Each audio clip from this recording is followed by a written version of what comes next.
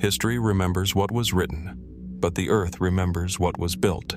Across deserts, mountains, and buried cities lie structures so precise, so ambitious, that even today they challenge our best technology. Perfect stone cuts, colossal monuments, artifacts that appear centuries ahead of their time. Were they the work of lost knowledge, forgotten ingenuity, or something we still don't fully understand? Tonight, we're stepping into the shadows of the past, where evidence is real, but the answers remain just out of reach. Settle in, and let's uncover 3 hours of archaeological mysteries that continue to defy replication. In the quiet hills of the Mediterranean island of Sardinia, where wind moves softly through low shrubs and weathered stone, small openings appear in the earth, almost easy to miss. They are carved directly into rock faces and gentle slopes, their entrances often no larger than a doorway. Locals have long called them Domus de Janas, the houses of the fairies. At first glance, they seem modest, but step closer and the illusion fades. These are not natural caves. They are carefully engineered tombs, cut with deliberate precision into solid stone more than 5,000 years ago, during the Neolithic period. Across Sardinia, archaeologists have identified more than 3,500 of these underground chambers, many arranged in clusters that suggest entire communities of the dead. Inside, the spaces grow more intricate. Narrow corridors lead into carved rooms that mimic the layout of the homes once occupied by the living. Ceilings are shaped to resemble wooden beams. Doorways are framed with surprising symmetry. In some tombs, the walls are decorated with spiral motifs, horned symbols, and geometric patterns painted in red ochre. The effect is unmistakably intentional. Mainstream archaeology offers a grounded explanation.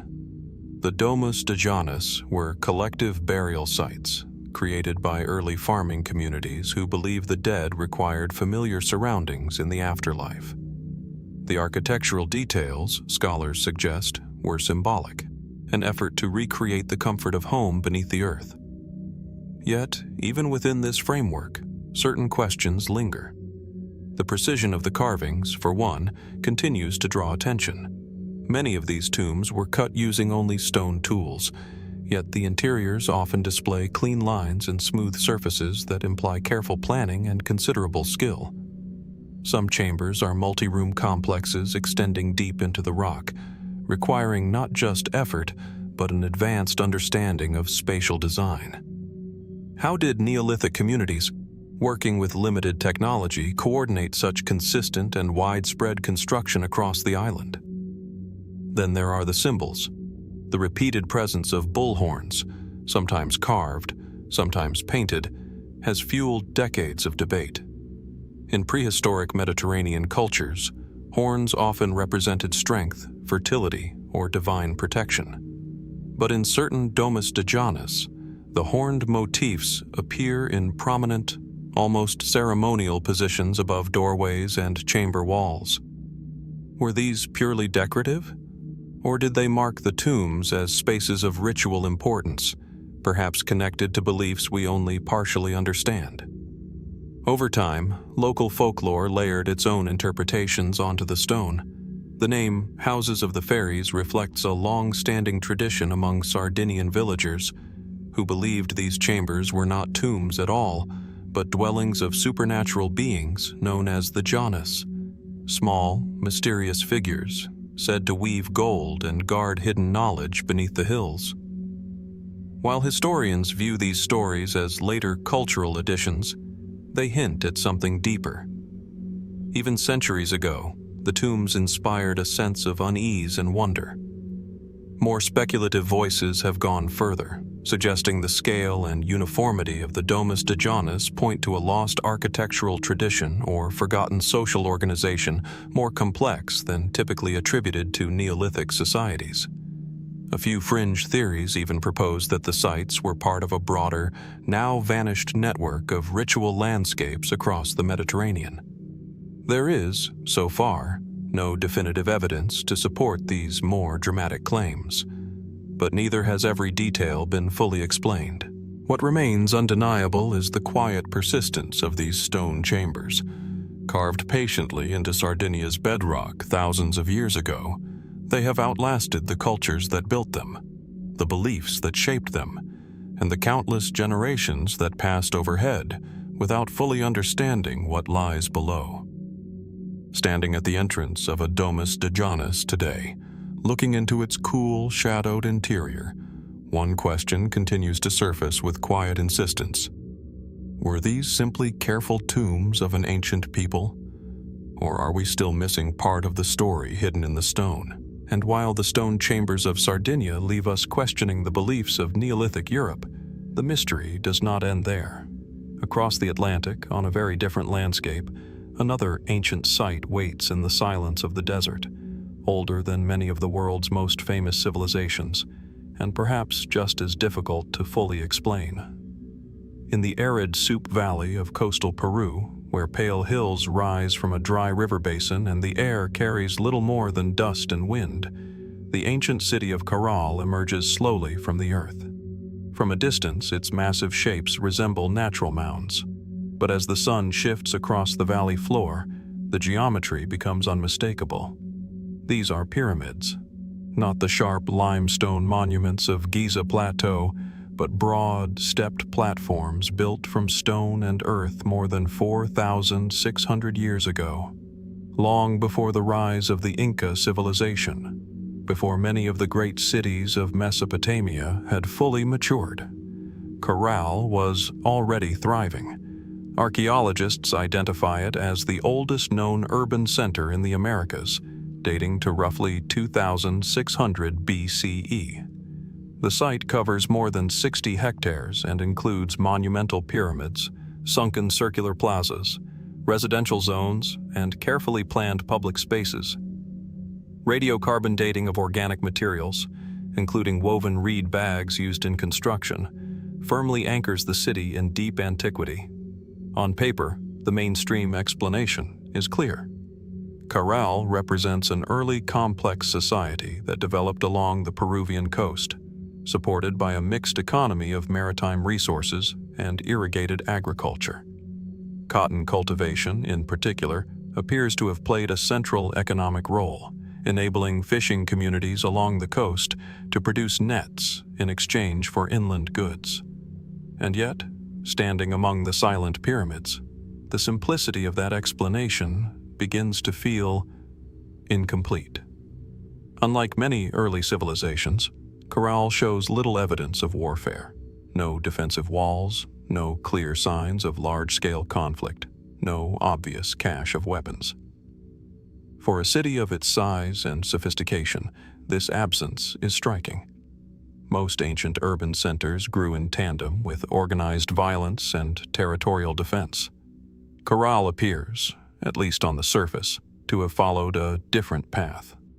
How did such a large and coordinated society maintain stability without the visible markers of militarization seen elsewhere? Then there is the architecture itself.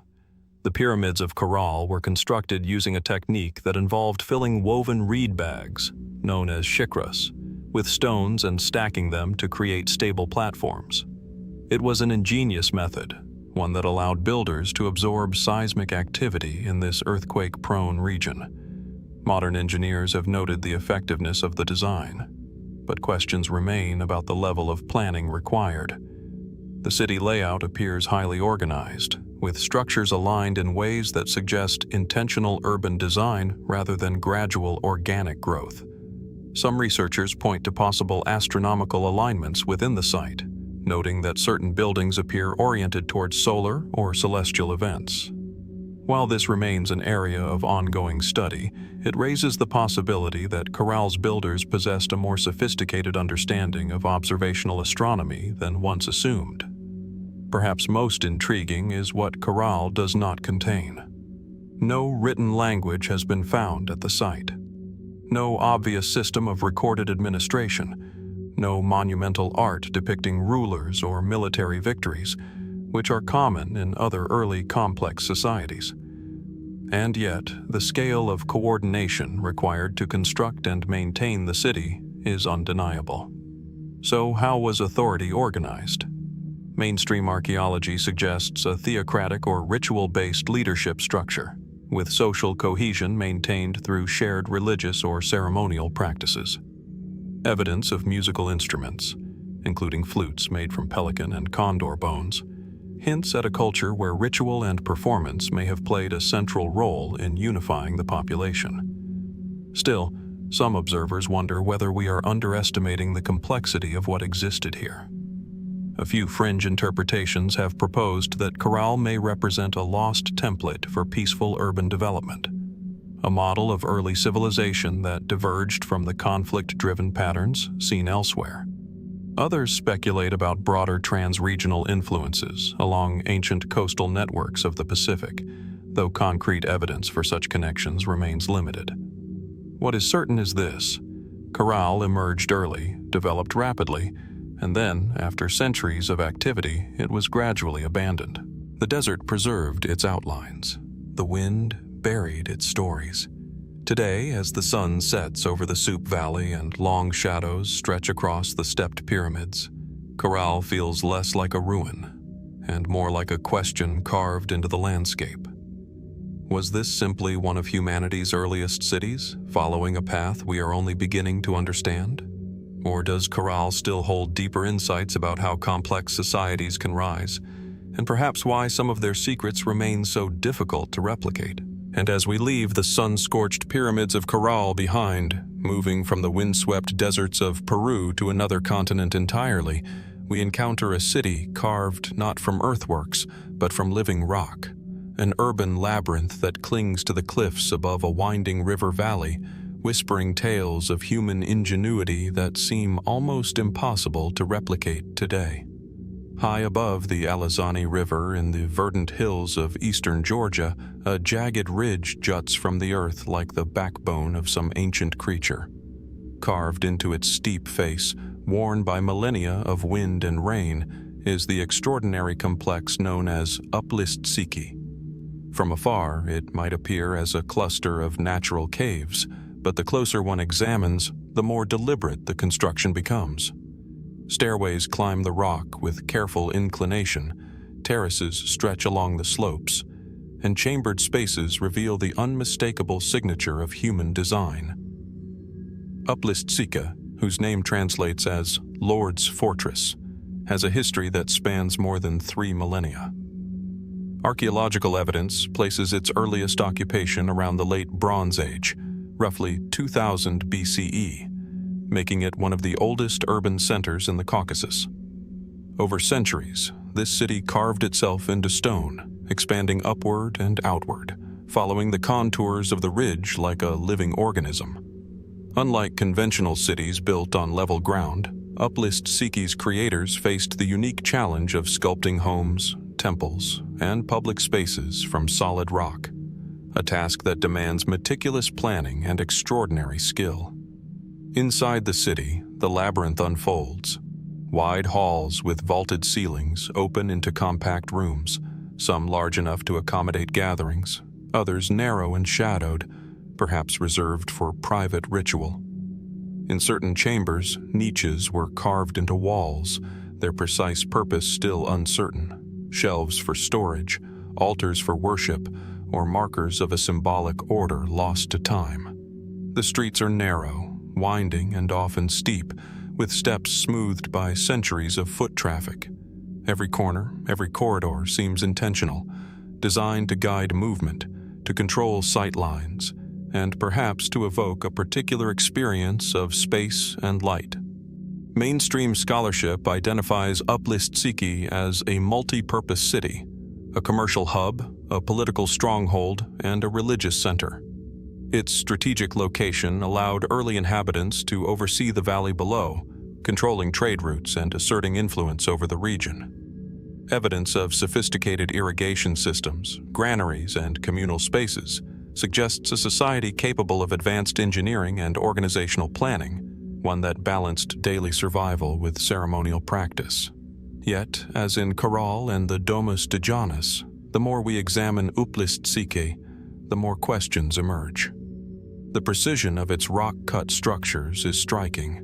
Many corridors maintain uniform height and width across long distances. Walls and staircases are smoothed with tools that predate the introduction of metal in the region. How were these early builders able to plan, measure, and execute such enduring constructions with tools so rudimentary? Could there have been techniques lost to history, methods so efficient that even modern masons would find them remarkable? Then there are the mysteries of the city's purpose. While some spaces appear overtly functional, storage, dwellings, communal halls, others suggest ritualistic or symbolic roles that remain enigmatic. A large circular hall, for example, exhibits acoustic properties that amplify sound in ways that hint at ceremonial usage. Was it a temple, a council chamber, or a space designed to enhance collective experience through sound, as some scholars propose? Uplistsikhe also stands as a testament to adaptation and resilience. Unlike other urban centers built on flat plains, it confronts the harsh realities of vertical construction. The city was continually expanded and modified over centuries, requiring not just skill, but an enduring social organization to maintain, renovate, and inhabit spaces carved from stone. How did successive generations preserve knowledge, coordinate labor, and sustain life in such a challenging environment? Beyond these architectural puzzles, Uplistsikhe's timeline poses further enigmas. The city remained occupied through the Roman and early Christian eras, transitioning from pagan temples to churches, and yet evidence of pre-Christian ceremonial practices persists in carved niches and underground chambers. How did these spiritual layers coexist? What stories were intentionally preserved, and which were hidden or forgotten beneath the stone? Speculative theories sometimes suggest that Uplistsikhe's rock-cut design could be part of a broader tradition of subterranean urbanism in the ancient world, hinting at shared techniques or knowledge across regions now separated by vast distances. Others, more cautiously, wonder whether these spaces were designed not merely for function but to invoke mystery, control experience, or align with cosmological ideas now lost to memory. Whatever the case, standing on one of Uplistsikhe's terraced balconies today, looking down on the winding Alazani River, one cannot help but feel the same mixture of awe and uncertainty that must have accompanied every step within the city for millennia. The sunlight flickers across carved stone, shadows trace the walls, and the air carries a silence filled with questions. Was Uplistsikhe simply an extraordinarily adaptive settlement, a practical solution to a rugged landscape? Or does it represent a more profound understanding of space, ritual, and community that we have yet to fully comprehend? As we move among its ancient corridors and chambers, the answer remains elusive. And perhaps that is precisely what makes this rock-cut city so compelling. It is not merely a place frozen in time, but a puzzle carved in stone that continues to challenge our expectations of what early humans were capable of and what knowledge may still be hidden in plain sight. And as the carved stone corridors of Uplistsikhe fade into memory, our journey turns once more, this time to the remote edges of the Pacific, where the wind sweeps across a volcanic landscape and the ocean stretches endlessly toward the horizon. Here, human ambition was etched not into cliffs or valleys, but onto a flat, ceremonial platform that has long fascinated scholars, travelers, and explorers alike. On the southeastern coast of Rapa Nui, better known to the world as Easter Island, a single structure rises from the ground with quiet authority: Ahu Vinapu. From a distance, it appears deceptively simple. A long, low platform of stone, flanked by scattered fragments of what were once enormous statues, the Moai. Yet up close, the true marvel reveals itself. The platform's walls are composed of massive volcanic stones, each fitted together with astonishing precision. Their edges meet so seamlessly that even a thin knife blade cannot slip between them.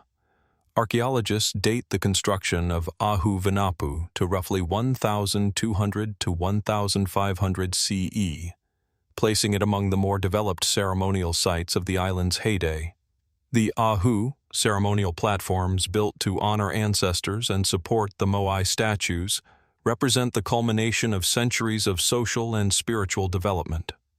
Ahu Vinapu, however, stands out for reasons that continue to intrigue scholars.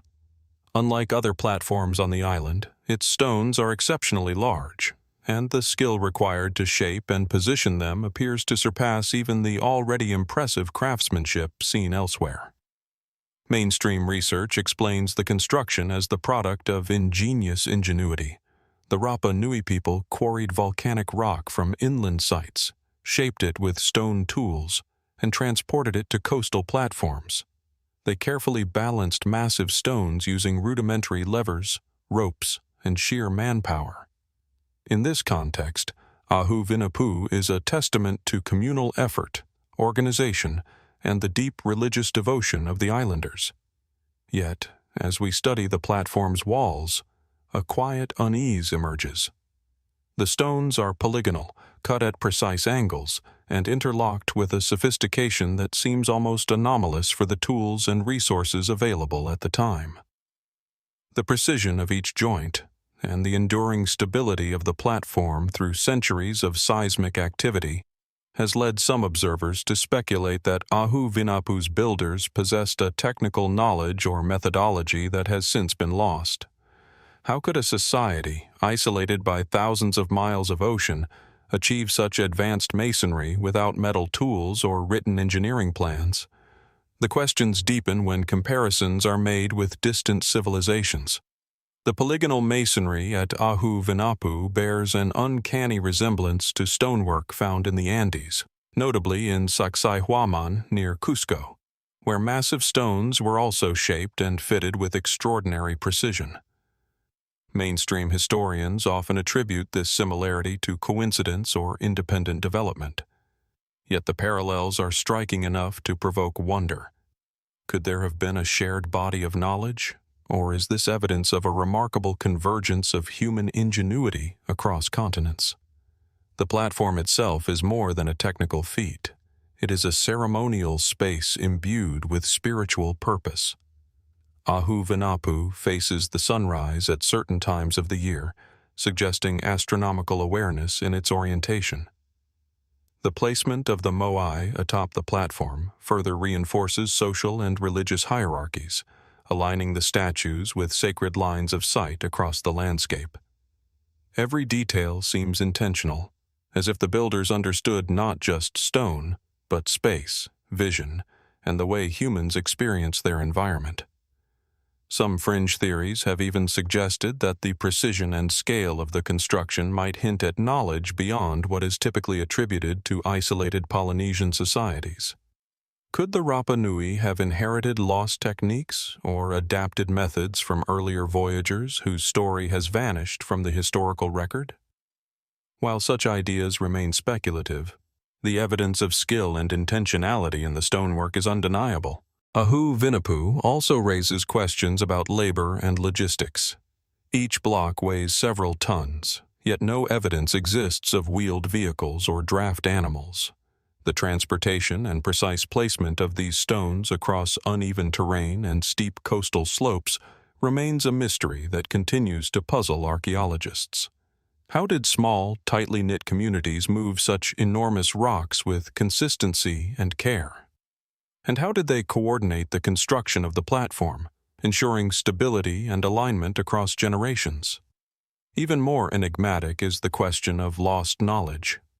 Unlike other ancient sites where inscriptions or records might offer insight into methods or planning, Ahu Vinapu offers only the stones themselves as evidence. The walls speak silently, yet their message is cryptic. Were these techniques part of a long oral tradition now lost to time? Or did the builders possess a practical wisdom, honed over centuries, that allowed them to achieve near impossible precision with the simplest tools? As the wind sweeps across the platform today, Brushing the weathered surfaces of stones shaped centuries ago, one cannot help but sense a dialogue between past and present. Ahu Vinapu remains both tangible and elusive, a physical testament to human skill and a reminder that even in the most isolated corners of the world, ancient peoples achieved feats that challenge our modern understanding. Standing before the platform, watching shadows stretch across the volcanic rock and feeling the weight of history in every joint and angle, we are confronted with a quiet question. Was Ahu Vinapu the product of extraordinary ingenuity, born purely of necessity and devotion? Or does it hint at techniques, knowledge, and understanding that we have yet to fully grasp? In this calm, windswept place, the stones endure, and the mystery remains. What secrets of construction, planning, and purpose are still hidden within the platform? And what might the builders of Ahu Vinapu have known that continues to elude us today? And as the volcanic stones of Ahu Vinapu settle into memory, our journey of human ingenuity carries us eastward, into the fertile plains of the ancient Near East, where the horizon stretches wide and the land itself has cradled some of the earliest experiments in community, architecture, and organized society. Here, long before written history, humans began to shape not just their environment, but the very concept of collective living. On the banks of the Euphrates River in what is now Syria, the site of Jerf el-Ahmar emerges as a testament to the ambitions of some of the world's earliest settled communities. Unlike the monumental stonework of Ahu Vinapu or the rock-cut cities of Georgia, Jerf el-Ahmar is defined by mud brick walls, post holes, and carefully arranged communal structures, whose scale and complexity suggest a level of social organization that challenges conventional expectations for the 9th millennium BCE. The site occupies a strategic floodplain, its dwellings aligned along an axis that suggests both practical planning and a deliberate spatial hierarchy. Excavations have revealed circular and rectangular communal buildings, some with thick walls and multiple entrances, others organized around central hearths or raised platforms. The structures are not merely functional. They display signs of careful attention to proportion, airflow, and light, as if the builders understood the relationship between human comfort and architectural form in ways that modern observers can still appreciate. Mainstream archaeology interprets Jerf el-Ahmar as a transitional site, part of the broader movement from mobile hunter-gatherer groups to early sedentary farming communities in the Levant. The communal buildings, it is suggested, may have functioned as centers for shared labor, ritual activity, or decision-making, binding the population together in social and practical ways. Carbonized seeds and remnants of domesticated plants indicate that the inhabitants were cultivating barley and lentils, while wild resources supplemented their diet, demonstrating a sophisticated balance of agriculture and foraging. Yet, the more we examine the site, the more questions arise. The scale and consistency of the communal buildings are remarkable for a society without metal tools or wheeled transport. The walls were carefully aligned, sometimes forming complex geometric layouts, and post holes indicate the presence of large wooden beams, likely supporting roofs that have long since decayed.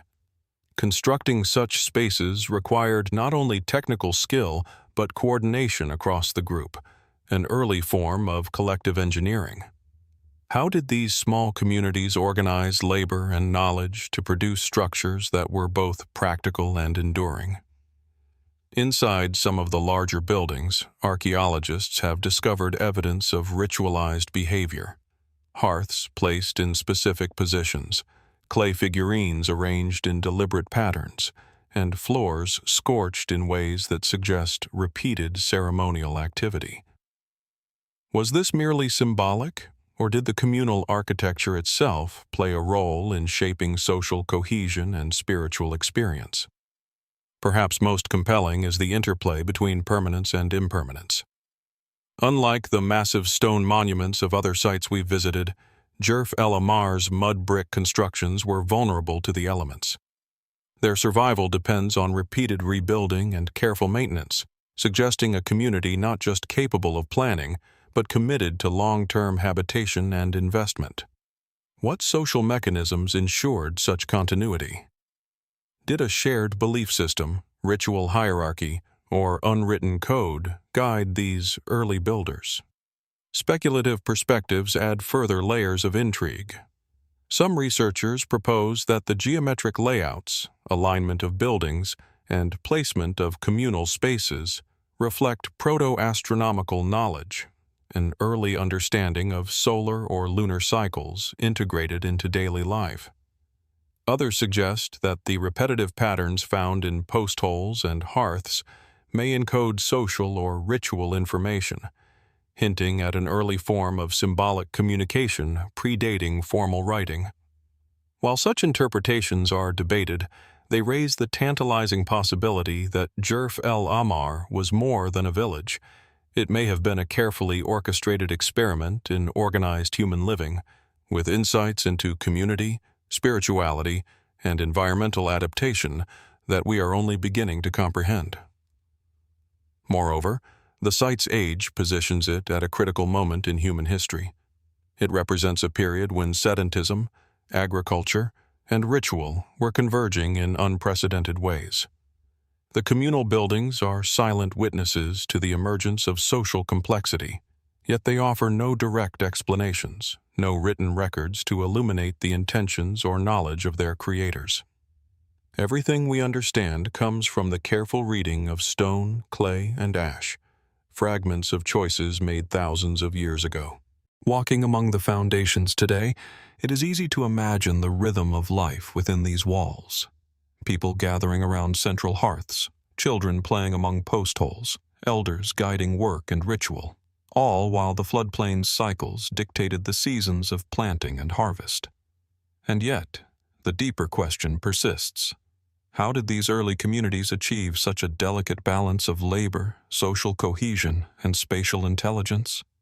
The more we study Jerf el-Ahmar, the more we are confronted with the limits of our understanding. The communal buildings speak of planning, skill, and collective effort, but they also whisper of knowledge lost to time, of social structures and techniques that vanish with the decay of mud and wood. They are at once familiar, like any village organized around shared life, and alien, hinting at abilities and insights that challenge modern assumptions about Neolithic society.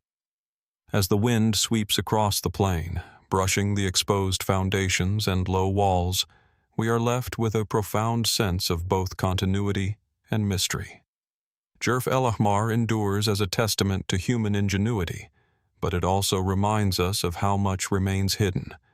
What knowledge, rituals, or organizational methods might have been lost alongside the perishable materials of the village? And how much can we ever hope to truly understand about the people who first shaped communal life on this ancient floodplain?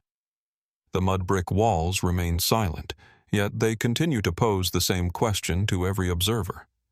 What extraordinary insights into human society, architecture, and cooperation are waiting to be uncovered within the remains of Jerf el-Ahmar? And as the communal buildings of Jerf el-Ahmar fade into memory, we leave the fertile plains of the Near East and journey southward across the African continent, where rolling savannas stretch toward distant mountains and the horizon seems endless. Here, the land itself holds stones that rise from the earth in deliberate patterns, marking both territory and time, and offering silent testimony to the lives and beliefs of people long gone. In the central highlands of Ethiopia, near the town of Tiya, one encounters a landscape that is at once tranquil and strangely imposing.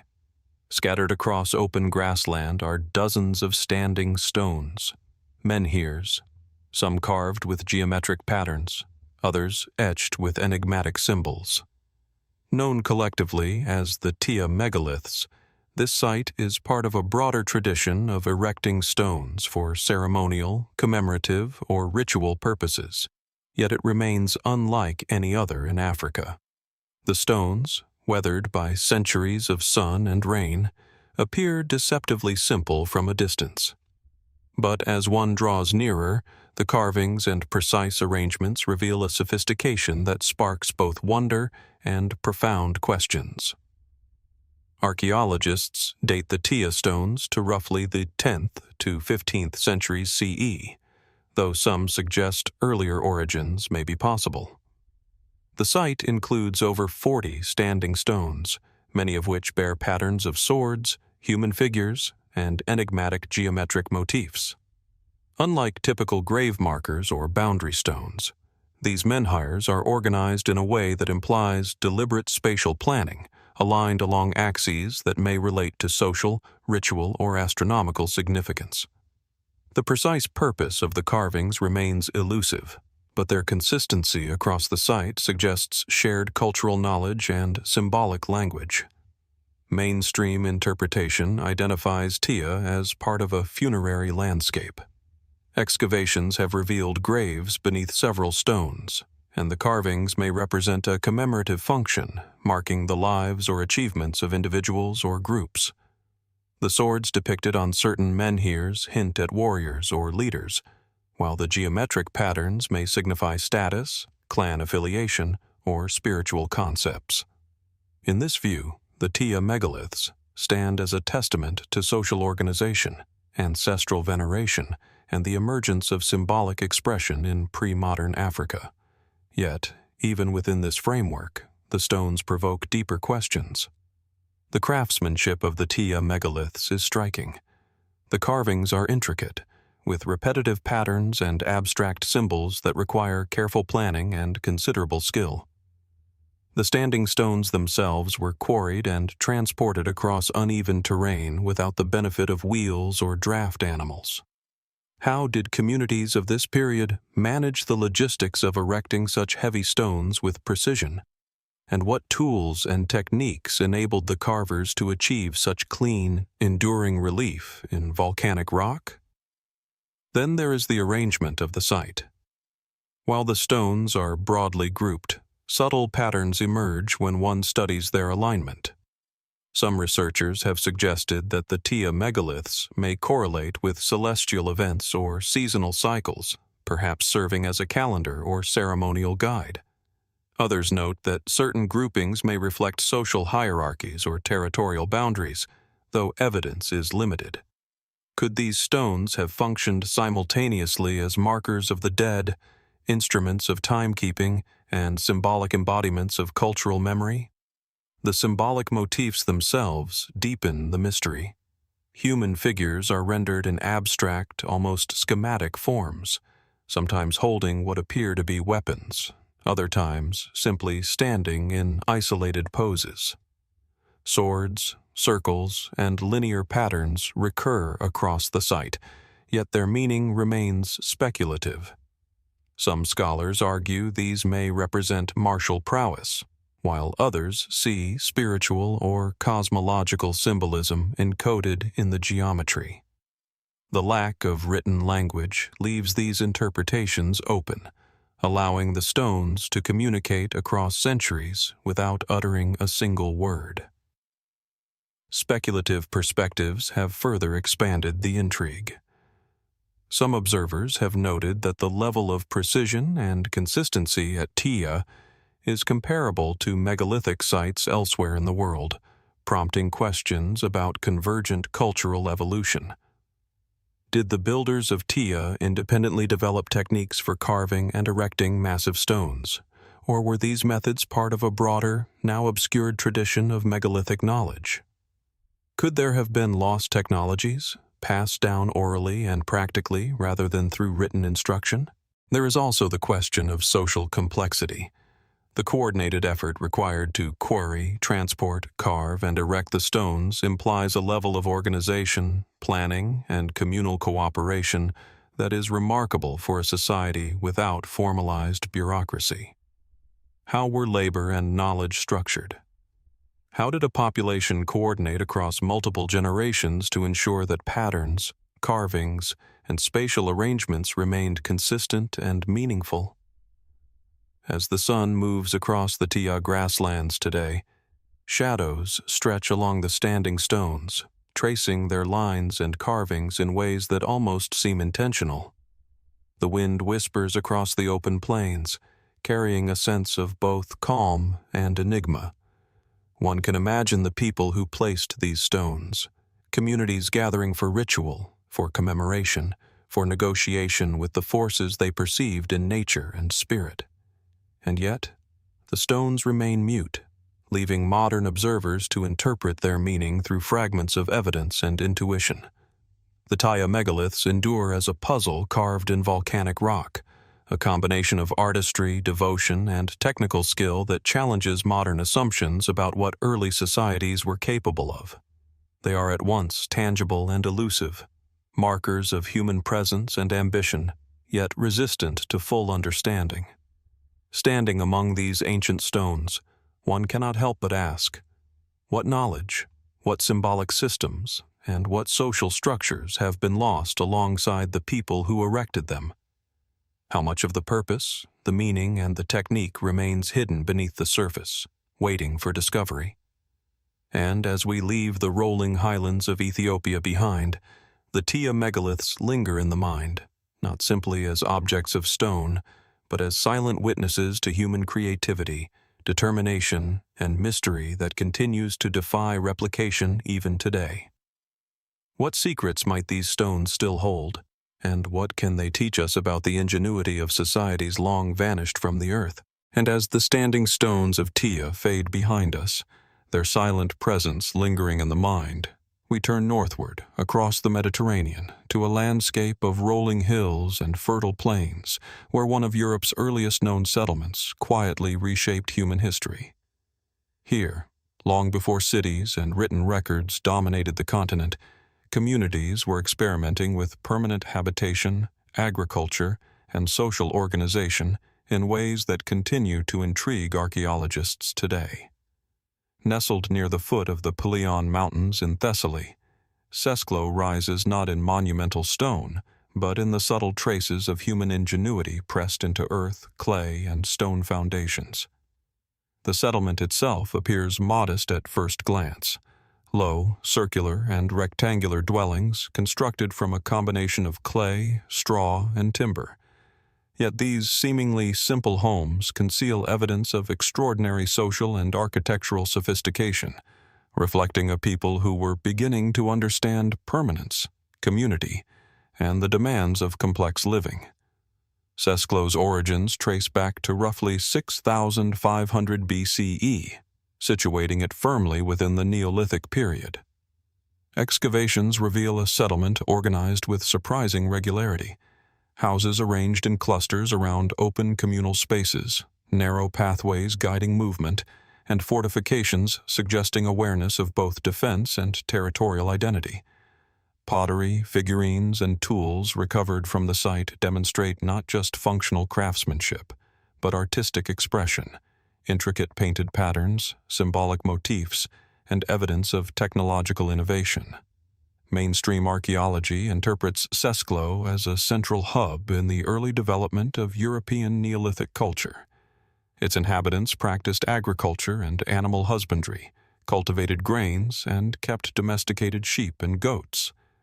The settlement represents an early experiment in sedentary life, a community balancing subsistence, social cohesion, and cultural expression in ways that would set the stage for future civilizations across the continent. Yet even within this framework of practical explanation, Sesklo poses questions that continue to challenge modern understanding. The organization of the settlement is remarkable. Houses are constructed with standardized measurements, some with multiple rooms and clearly defined functional areas. Certain dwellings contain evidence of upper floors, suggesting not only architectural ingenuity but also an understanding of load-bearing structures and communal planning. How did a society without formalized engineering knowledge manage to create buildings that were both functional and enduring? And what methods did they use to ensure uniformity across multiple generations of construction? Artifacts uncovered within the settlement further deepen the mystery. Intricately painted pottery, finely crafted figurines, and polished stone tools indicate advanced skills, yet some objects appear to exceed what would be expected from small, isolated communities of the era. Were these items produced locally through highly refined techniques, or do they hint at broader networks of knowledge and trade stretching across Neolithic Europe? Sesklo also presents evidence of ritual and symbolic behavior. Certain structures, including large communal buildings, appear to have been used for gatherings, ceremonies, or decision-making processes, while specific patterns in the layout of homes and public spaces suggest an intentional arrangement meant to reflect social or spiritual order. How deeply integrated were these social and ritual practices into the very architecture of the settlement? And what beliefs or traditions guided the choices of space, proportion, and alignment? The durability of Sesklo's construction raises further questions. Despite being composed primarily of mud brick and timber, several structures survived millennia, preserved under layers of earth that eventually became protective. The builders must have understood, at least intuitively, principles of foundation, drainage, and environmental adaptation that allowed their homes to endure.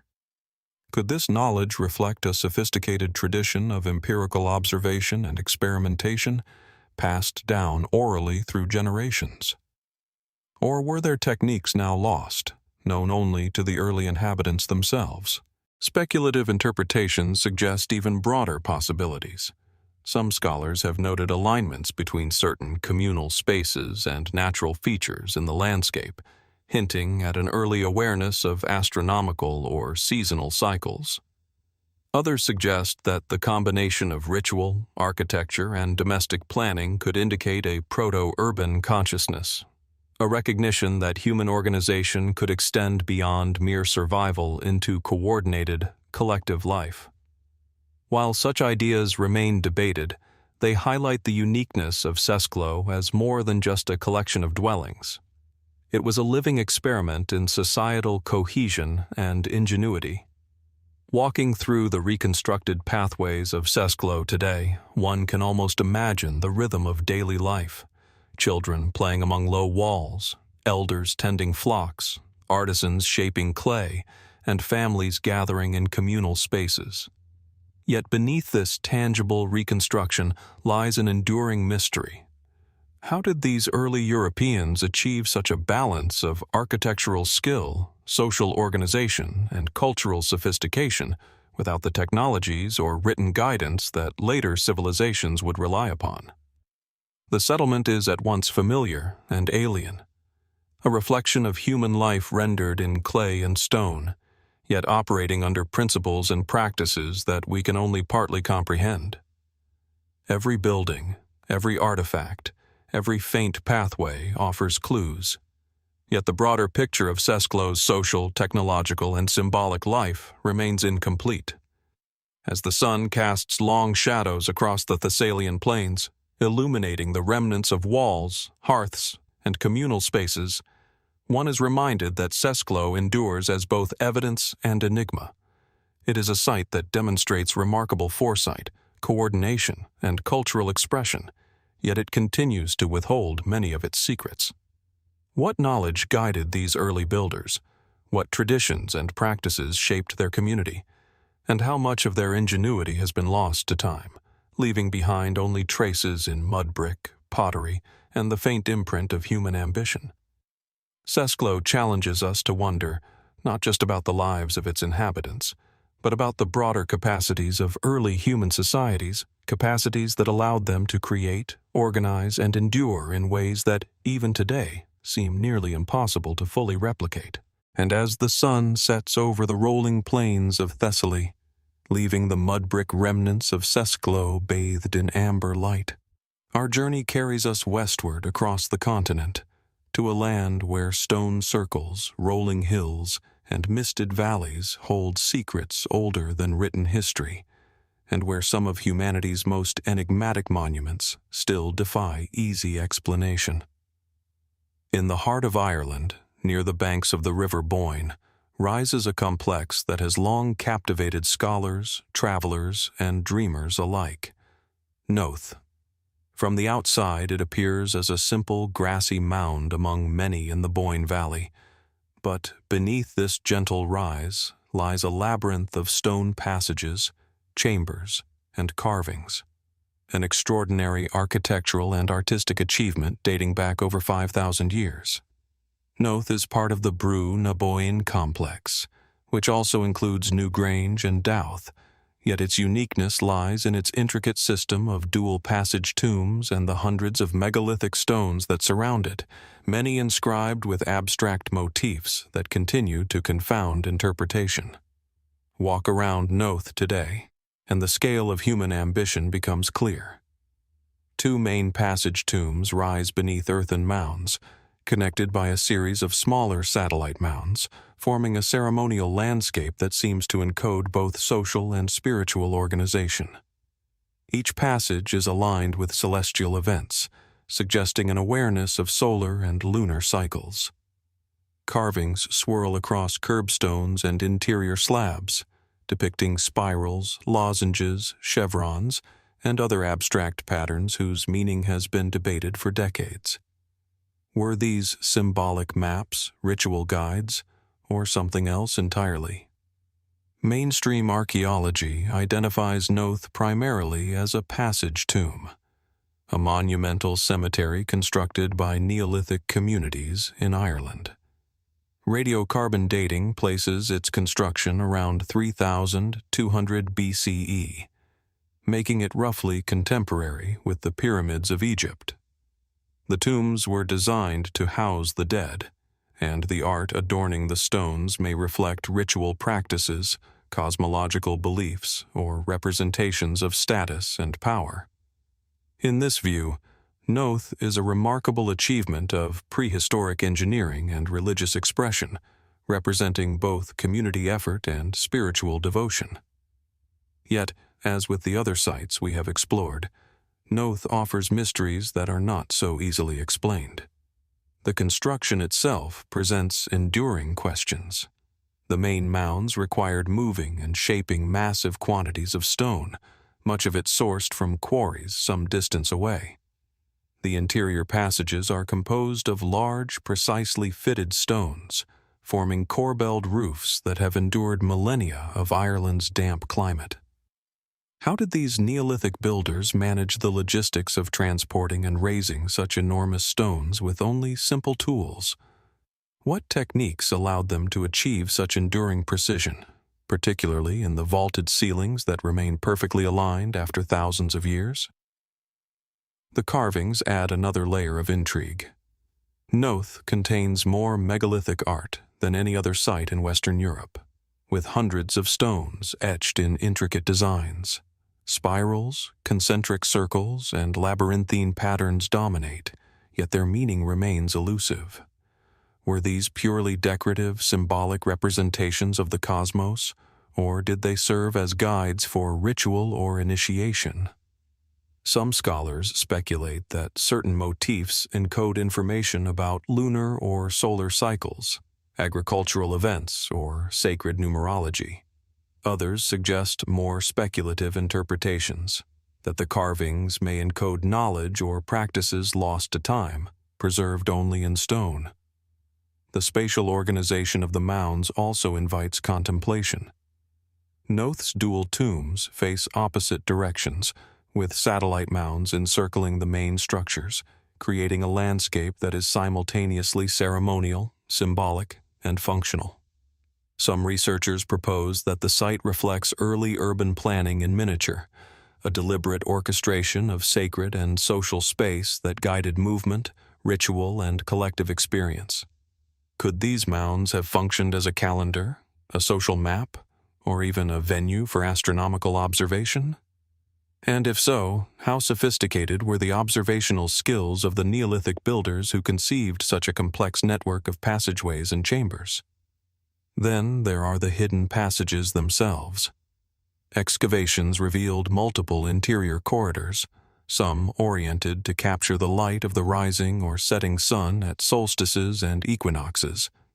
The interplay of shadow and illumination would have created dramatic effects for those entering the tombs, transforming stone chambers into spaces of ritualized perception. Were these effects intentional, designed to evoke awe, to mark sacred moments, or to guide spiritual experience? Or do they reflect an intuitive understanding of light and geometry that exceeds what we might expect from a society without written mathematics? Speculative theories abound. Some observers suggest that Knowth, like other megalithic complexes, may encode advanced astronomical knowledge or lost techniques of observation and alignment. Others have drawn parallels between the patterns carved into its stones and symbolic systems found in other ancient civilizations, hinting at shared or convergent cultural understanding. While definitive evidence is scarce, the combination of art, architecture, and alignment invites reflection on the cognitive and cultural capacities of Neolithic Europe. Walking among the mounds today, it is easy to feel the weight of centuries pressing down. The wind moves softly across grassy tops, shadows stretch across curbstones, and the carvings, though worn, retain an almost hypnotic clarity. One can imagine the builders, small communities working together, moving stones, shaping earth, inscribing designs that held meaning they may never have fully explained to outsiders. And yet, much of that knowledge is lost, leaving us to interpret only fragments of what must have been an intricate cultural and spiritual system. Knowth remains both tangible and elusive, a landscape of stone that embodies human ambition, ritual, and artistry, yet resists complete understanding. Its passages are closed, its carvings silent, and its full purpose still debated. As we trace the contours of the mounds, step carefully along the passages, and contemplate the patterns etched into stone, one question persists. What knowledge, skill, or spiritual insight guided these ancient builders? And what secrets remain hidden beneath the earth and within the spirals of their carvings? The Hidden Passage. Mounds of Knowth continue to challenge our assumptions, inviting us to wonder what extraordinary human capabilities, now lost or forgotten, made such a place possible. And as the rolling mounds of Knowth recede into memory, their shadowed passages and carved stones lingering in the mind, our journey carries us southward, across arid deserts and rugged mountains, to a landscape where the earth itself has been hollowed and shaped to hold the dead, and where ancient hands crafted spaces that continue to defy comprehension.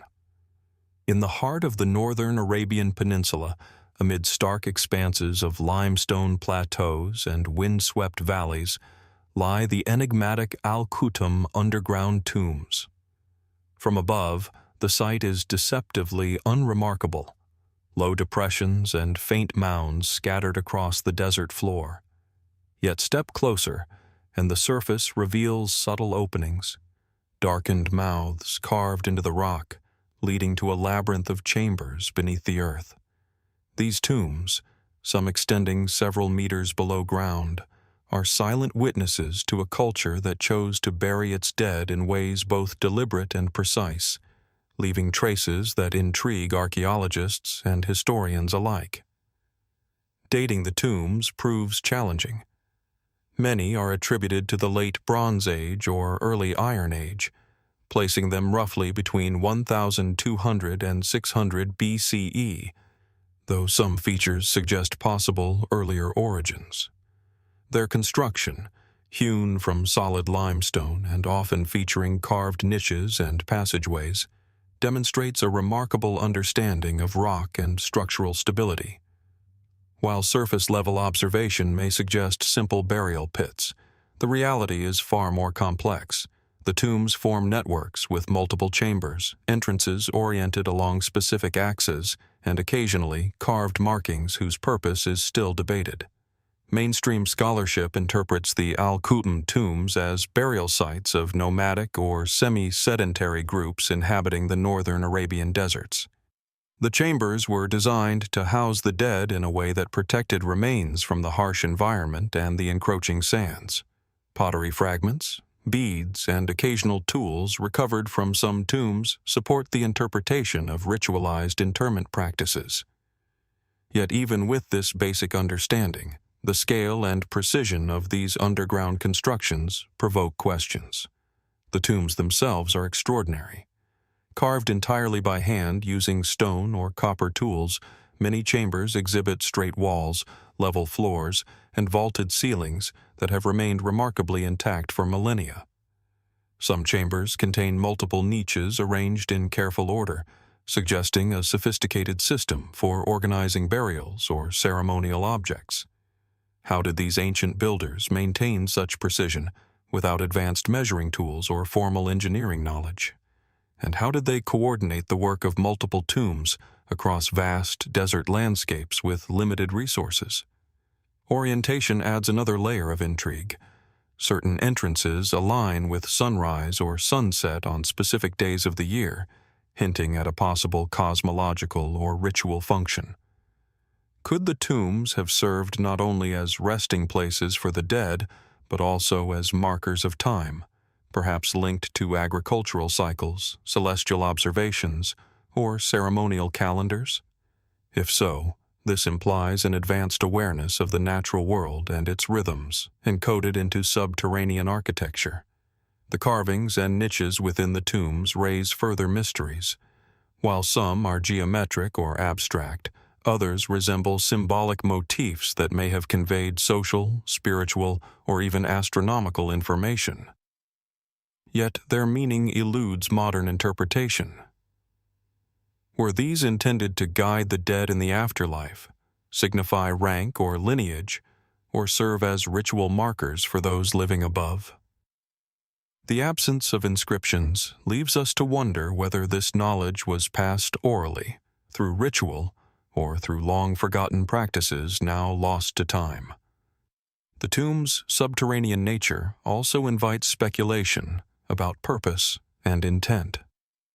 Building underground in an arid desert presents challenges: ventilation, stability, and access. Why invest such labor-intensive effort in hidden spaces rather than above-ground markers? Some researchers suggest that secrecy or protection from grave robbers may have motivated underground construction. Others speculate that the act of descending into the earth itself may have held spiritual significance, a symbolic journey from life to death, from the world of the living to that of ancestors or deities. Beyond practical explanations, comparisons with other ancient subterranean sites worldwide further fuel curiosity. From the rock-cut tombs of Petra in Jordan to the catacombs of Europe, humans have consistently chosen to shape the earth in ways that merge utility with ritual. The precision and scale of Khutm, however, seem remarkable given the relative isolation of its builders and the simplicity of their tools. Did they possess knowledge or techniques that have since vanished? Or is this an extraordinary instance of human ingenuity arising independently under challenging circumstances? Walking through the chambers today, one can almost imagine the desert wind outside, the sun casting shadows across the limestone, and the people who labored in silence to create these spaces. The tombs exude both stillness and presence, a duality that is hard to capture in words. They are practical yet ceremonial, protective yet expressive, simple in conception yet remarkably intricate in execution. Khutm endures as a landscape of hidden corridors, precise stonework, and enduring mystery.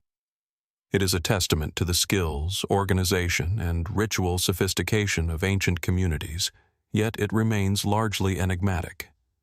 The tombs challenge modern observers to reconcile what is physically possible with what was culturally imaginable.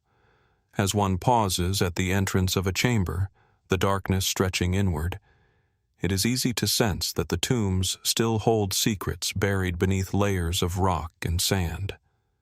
What knowledge, ritual, or social structure guided the hands that carved these spaces? And how much of the purpose and meaning of Khutm has been lost to time, leaving only the silent stone as witness? The underground chambers remain, unmoved by centuries of wind and sun, inviting us to wonder what extraordinary human capabilities allowed for such construction in this harsh, remote landscape, and what might still be hidden, waiting to be discovered, beneath the sands of Khutm. And as the underground corridors of Khutm fade into memory, The mind carries the quiet weight of ancient ingenuity into a landscape markedly different yet equally enigmatic. From the deserts of Arabia, we travel north and west, crossing seas and plains, to an island cloaked in green, where rolling fields hide the remnants of a monument so precise, so harmonized with nature, that it continues to inspire awe and speculation thousands of years after its construction. On the island of Anglesey, along gently undulating terrain dotted with grass and stone, sits the remarkable Bryn Celli Passage tomb. From above, the site appears unassuming, a grassy mound rising softly from the earth, almost blending into the surrounding countryside. Yet beneath that gentle slope lies a stone passageway, carefully aligned and carefully constructed, leading to a chamber that has survived the sweep of centuries with extraordinary preservation. Even today, as wind moves across the mound and birds circle overhead, one cannot help but feel that the site is alive with a quiet, enduring presence.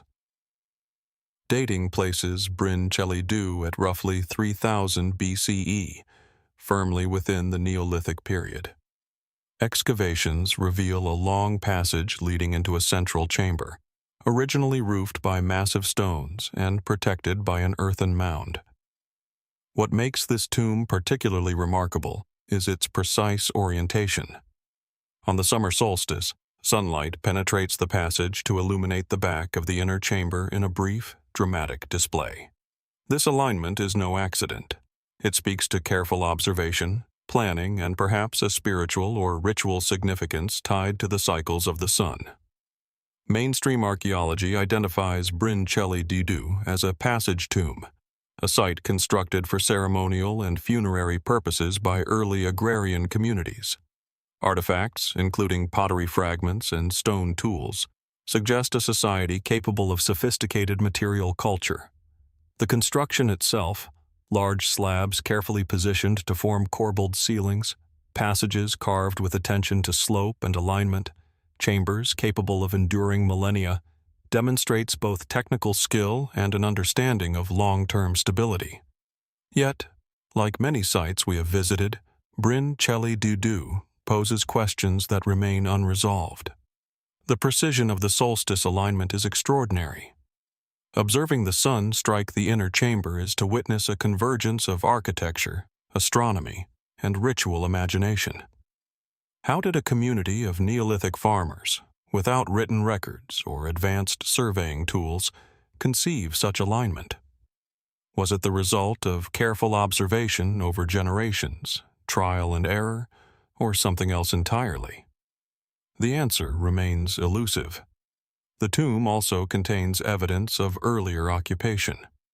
Beneath the existing mound, archaeologists discovered a circle of smaller stones, suggesting that the site had been in use long before the current passage tomb was constructed. This raises questions about continuity and ritual memory. Did successive generations adapt and expand the site, preserving its spiritual significance across centuries? And if so, how was such knowledge transmitted, without written language, across countless lifetimes? Equally enigmatic are the carvings and features within the tomb. Some stones exhibit faint cup marks and abstract designs, while others appear to emphasize particular structural or visual effects within the passage. Were these symbols purely decorative, or did they serve a ritualistic or symbolic function, guiding initiates or marking sacred space? Could the carvings encode cosmological understanding, social hierarchy, or spiritual beliefs now lost to history? The tomb's construction itself raises additional questions. The massive stones of the chamber and passageway had to be quarried, transported, and positioned with precision. Without wheeled vehicles or draft animals, how were these enormous slabs moved? How were they positioned to endure centuries of weathering and shifting soil? Bryn Celli stands as a testament to human ingenuity, yet the methods behind its enduring stability remain partially speculative. Beyond practicality, the tomb's interplay with light, space, and perception is striking. Entering the passage, one immediately senses a designed progression from the open air into enclosed, shadowed space. The journey along the corridor, culminating in the illumination of the chamber at the solstice, transforms the physical experience into a dramatic and immersive encounter. Was this designed to induce reflection, awe, or spiritual insight? And what role did such orchestrated experience play in the beliefs of the Neolithic communities who built and used the site? Speculative perspectives sometimes suggest that Bryn Celli, like other passage tombs, embodies knowledge of natural cycles, geometry, and ritual practice that borders on the extraordinary.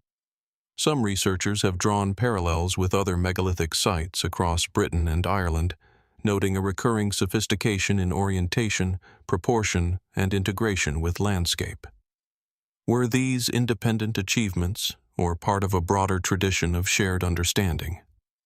And if shared, how did knowledge travel across regions without written communication or advanced transport?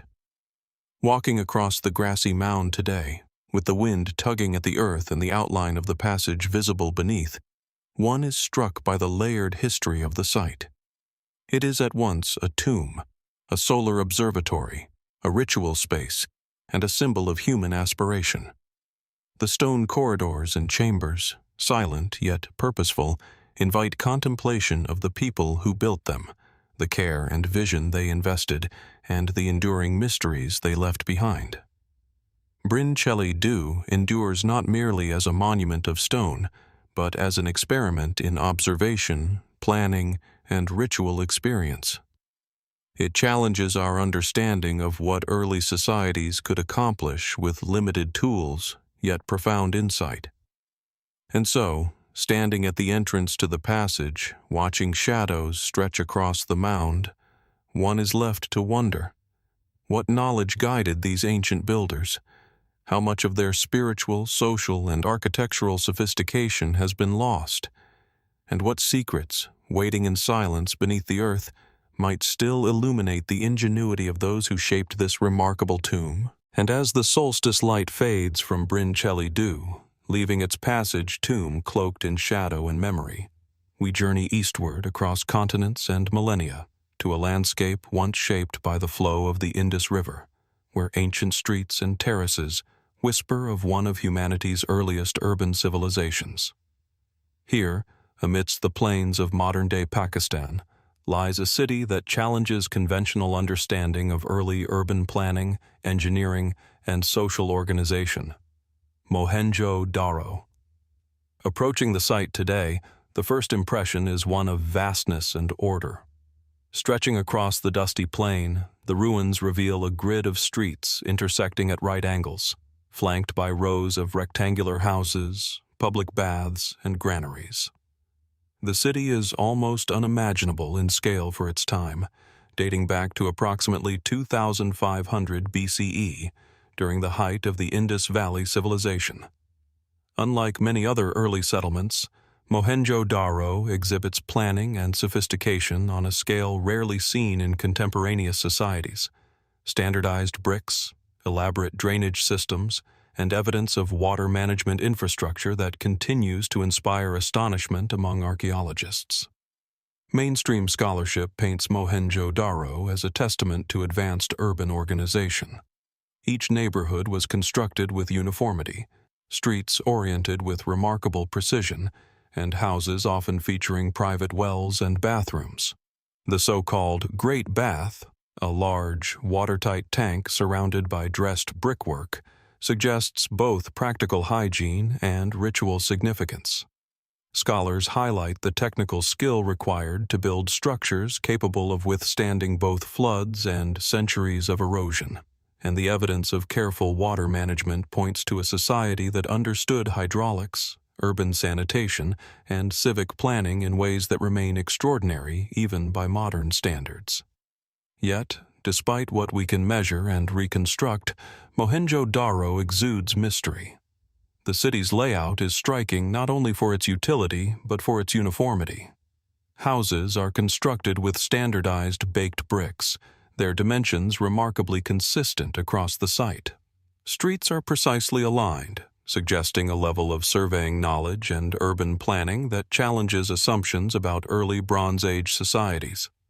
How did the architects and laborers achieve such precision without written engineering manuals or standardized measurement systems? Were there lost techniques, passed down orally or through apprenticeship, that allowed such sophistication to emerge independently? The engineering extends beyond bricks and streets. A complex network of covered drains runs beneath the streets, some with inspection holes and brick-lined channels designed to carry wastewater away efficiently. Many drains still retain their original gradient, demonstrating a deep understanding of fluid flow and maintenance. The precision, scale, and durability of these systems seem extraordinary, raising the question, how did a civilization, thousands of years ago, without modern tools or knowledge of hydrodynamics, achieve such engineering mastery? Mohenjo-Daro also presents a mystery in its absence of clear, monumental structures or inscriptions detailing rulers or conquests. Unlike Mesopotamia or Egypt, the city contains few palaces or temples. Its public spaces, the Great Bath, granaries, and assembly areas, suggest communal or civic priorities rather than centralized authority. Yet, the organization of the city implies an underlying governance, coordination, and social structure capable of mobilizing large-scale labor, standardizing materials, and maintaining infrastructure. How was this society organized? What social or political mechanisms allowed for such coherence and long-term planning? Artifacts recovered from the site further deepen the enigma. Small figurines, intricate seals engraved with animals and abstract symbols, pottery and jewelry hint at advanced craft traditions, trade networks, and symbolic systems. Yet their meaning, particularly the seals and symbols, remains largely undeciphered. Were they administrative tools, ritual markers, or symbolic representations of cosmology and society? And why, despite the sophistication evident in architecture and urban planning, does Mohenjo-Daro leave behind no clear written narrative or records of its leaders? The city's sudden abandonment around 1900 BCE adds another layer of mystery. While environmental factors, such as changes in the Indus River or climate fluctuations, likely played a role, the absence of evidence for large-scale warfare or destruction is puzzling.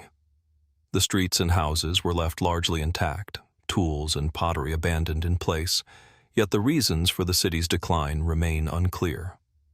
Did some catastrophic event, flooding, epidemic, or social disruption, force the population to disperse?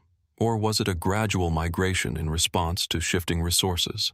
Speculative interpretations often focus on the improbability of replicating Mohenjo-Daro's achievements using contemporary methods.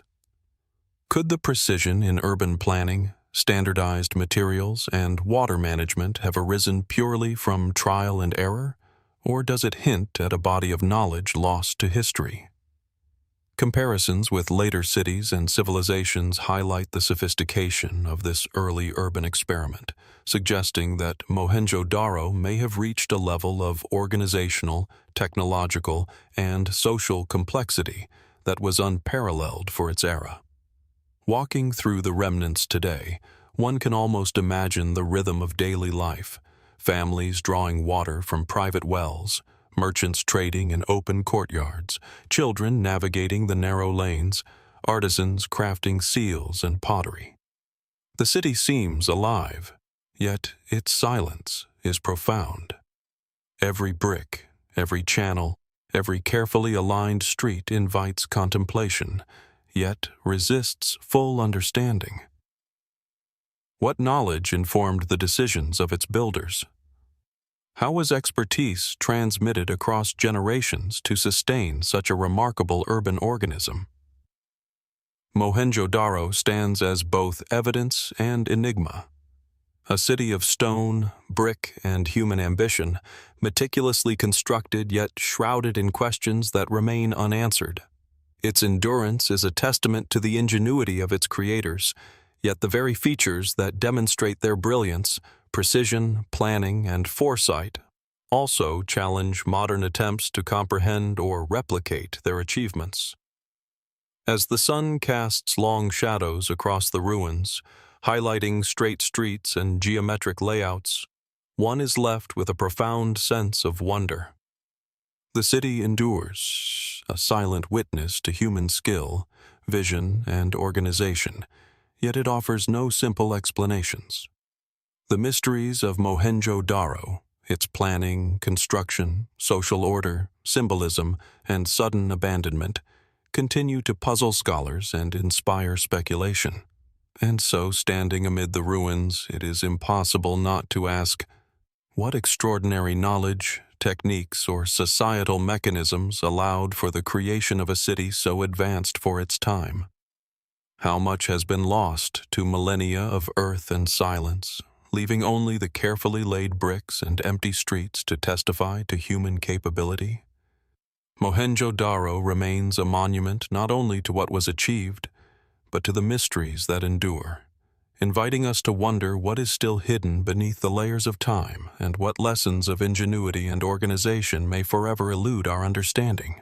And as the organized streets and enduring brickwork of Mohenjo-Daro fade behind us, the mind carries forward the sense of human ingenuity and urban sophistication into a tropical landscape where rivers carve through dense forests, and the meeting of land and sea has for millennia shaped trade, culture, and human ambition. Here, along the northern coast of the Malay Peninsula, we encounter an archaeological site that challenges assumptions about early maritime civilizations and raises profound questions about technological and logistical capabilities long before the age of European exploration. Nestled in the Malaysian state of Kedah, the Sungai Batu ancient port structures emerge from the earth as an intricate network of stone-built facilities, remnants of what appears to have been a thriving center of maritime trade more than 5,000 years ago.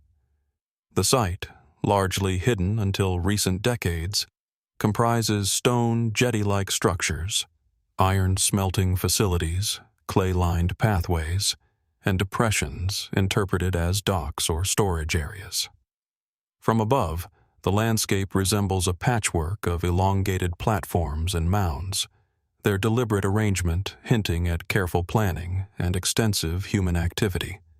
Excavations have revealed that Sungai Batu was not merely a settlement, but a complex industrial and maritime hub, operating during a period when much of the region was assumed to be composed of small, dispersed communities. Radiocarbon dating of charcoal and iron artifacts indicates the site may have been active as early as 1200 BCE, predating the traditionally recognized centers of Southeast Asian civilization. The scale and sophistication of iron production here, coupled with evidence of port activity, suggest that these communities possessed knowledge, skills, and organizational ability far beyond what is commonly expected for the era. Mainstream archaeology interprets Sungai Batu primarily as an early iron smelting and trading complex, with its stone platforms providing stable surfaces for workshops and vessels. The iron produced here would have been a critical resource for tools, construction, and possibly trade, while the port structures hint at regional exchange networks spanning maritime Southeast Asia. Yet, even within this pragmatic understanding, the site presents profound mysteries. The construction itself is remarkable. The stone platforms and pathways were engineered to withstand tidal fluctuations, the pressures of heavy use, and the corrosive effects of water. The alignment of certain platforms suggests awareness of water levels, currents, and possibly seasonal patterns. How did these early builders, without modern surveying tools or hydraulic engineering knowledge, achieve such stability and longevity in a coastal environment? The precision and resilience of the structures continue to puzzle researchers. The industrial aspect of Sungai Batu adds another layer of intrigue.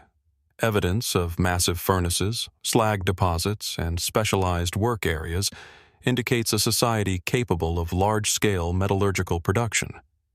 Yet this is not metallurgy as commonly understood in the Bronze Age elsewhere. The site demonstrates early mastery of iron smelting, centuries ahead of conventional timelines for the region. How were these techniques developed, refined, and transmitted across generations without formalized education or written instruction? Could it be that the knowledge embedded in Sungai Batu represents a lost tradition of industrial ingenuity, now almost entirely erased from history? The port structures themselves amplify the mystery. Stone-lined depressions and elongated platforms suggest docking or loading areas, carefully aligned with what may have been river channels or tidal patterns. Yet the exact method of operation remains uncertain. Were vessels moored along these platforms, or did they serve as protective staging areas for goods and materials? The scale and orientation imply sophisticated planning and practical understanding of maritime conditions, raising questions about the navigational and logistical skills of the people who built and used them. Artifacts recovered from Sungai Batu further deepen the puzzle. Iron implements, pottery fragments, and remnants of trade goods indicate not only local production, but possible participation in wider exchange networks. Some materials may have originated from distant regions, implying a level of connectivity and commerce previously underestimated for this period. How extensive were these trade networks, and what cultural or technological exchanges might they have facilitated? The site hints at interactions that could reshape our understanding of early Southeast Asian maritime civilization. Speculative interpretations explore the broader implications of Sungai Batu. Could this complex represent one of the world's earliest planned industrial hubs, where urban organization, metallurgy, and maritime logistics were coordinated on a scale that rivals contemporaneous civilizations in Mesopotamia or the Indus Valley? Did the community here operate under a centralized system of knowledge transfer, ensuring precision in construction, production, and navigation? Or was it a decentralized network guided by collective expertise and shared practice? The absence of written records leaves these questions tantalizingly open. The integration of industry and infrastructure at Sungai Batu is particularly striking. Stone platforms, workshops, and docks are not isolated. They form an interconnected landscape, suggesting a sophisticated understanding of spatial planning, resource management, and functional relationships between production, transport, and trade. Could such planning reflect a level of civic or social organization far ahead of what we typically attribute to prehistory in the region? And if so, what drove these communities to develop such coordinated systems? Necessity, experimentation, or ambition? Walking along the remnants of the stone platforms today, one can imagine the rhythm of life that once animated the site: furnaces glowing with molten iron, craftsmen shaping tools, vessels being loaded and unloaded, and workers coordinating tasks across the docks and workshops. The landscape resonates with human effort, yet its methods and knowledge are largely lost, leaving only the enduring stonework to hint at the sophistication once present. Sungai Batu endures as both a physical and conceptual puzzle. Its structures are tangible, yet their construction, operation, and social context continue to resist definitive explanation. The site challenges modern assumptions about early maritime technology, industrial organization, and the ability of small communities to achieve feats that, even today, would require careful planning and coordination. As the tide sweeps gently across the platforms and the sun casts long shadows over the stone, one cannot help but wonder, what extraordinary techniques, knowledge, or societal structures allowed for the creation of this complex? How much has been lost to time, eroded by river, sand, and centuries of obscurity? And what secrets remain hidden beneath the earth and mud of Sungai Batu, waiting to reveal further insights into a civilization whose ingenuity, ambition, and technical skill continue to defy replication even today? The ancient port stands as a silent testament to human creativity and organization, inviting us to contemplate not only what was achieved, but also the mysteries that endure, reminding us that across continents, centuries, and civilizations, there are feats of ingenuity that continue to challenge our understanding and spark our imagination. And as the bustling port and industrious stonework of Sungai Batu fade into memory, leaving only the echo of human ingenuity along tropical rivers, our journey carries us further south, into the deserts and fertile floodplains of the Nile's distant reaches, where ancient civilizations rose and vanished, leaving behind monuments whose scale and sophistication continue to defy replication. Here, on the western bank of the Nile in what is now Sudan, we encounter a site that speaks of power, ritual, and architectural mastery, the enigmatic Kerma Deffufa. From a distance, the Deffufa presents itself as a massive rectangular structure of mud brick, rising abruptly from the surrounding sands of the Kerma region. Its walls, composed of meticulously laid bricks, soar several meters high, forming a silhouette that dominates the horizon. Unlike the stone monuments of Egypt to the north, the Deffufa is crafted from Nile mud, yet its endurance over millennia is striking. Its very presence evokes questions.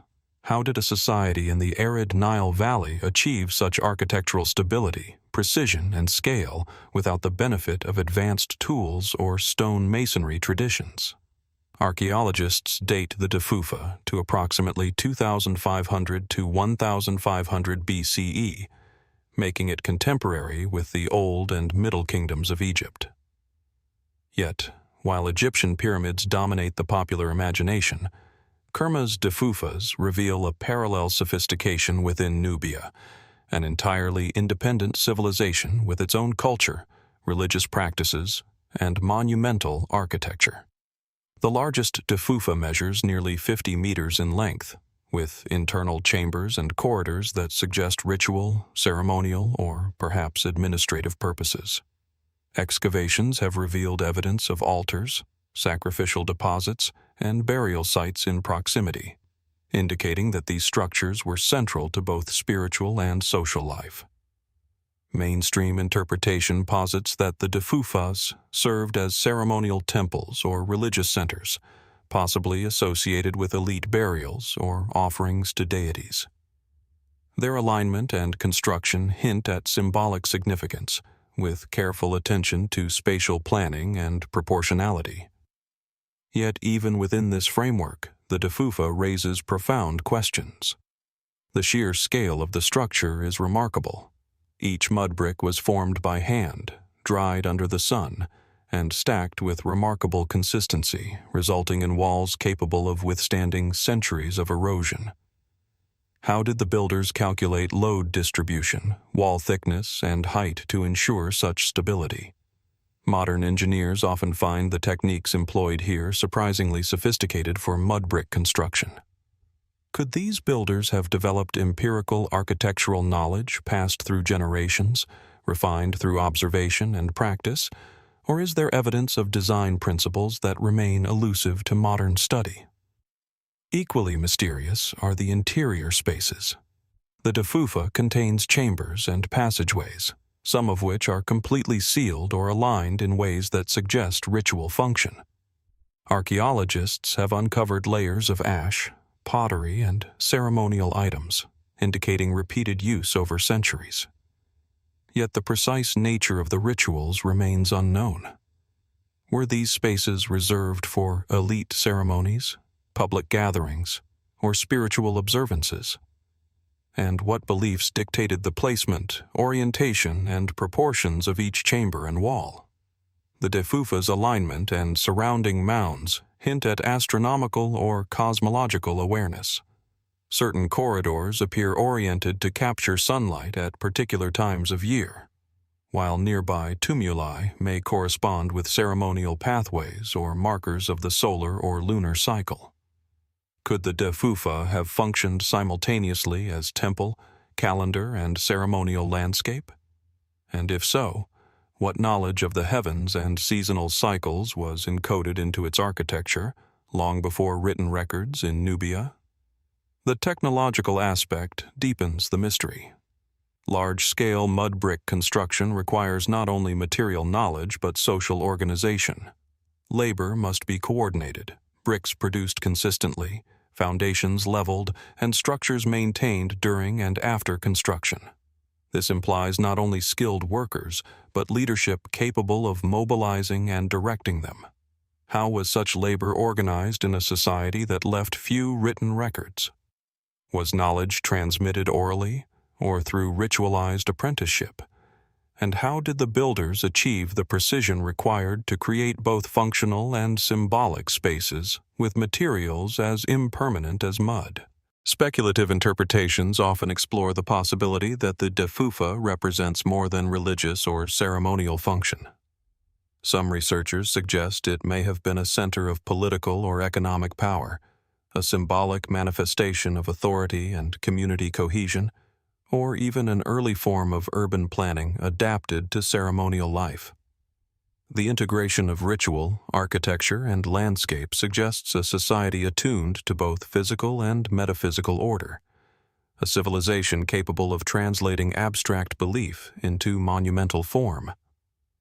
Walking among the ruins today, the Deffufa's walls still rise above the desert sands, casting long shadows that shift with the movement of the sun.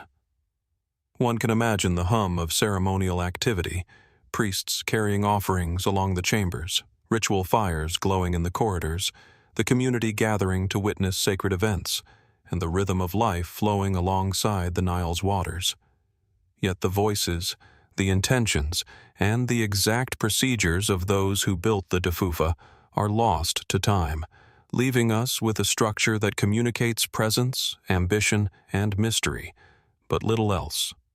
Kerma's Deffufa endures as both monument and enigma. It demonstrates a level of architectural skill, social organization, and ritual sophistication that challenges modern understanding, yet it remains incomplete in our comprehension. Every wall, every chamber, every carefully proportioned brick invites speculation and reflection.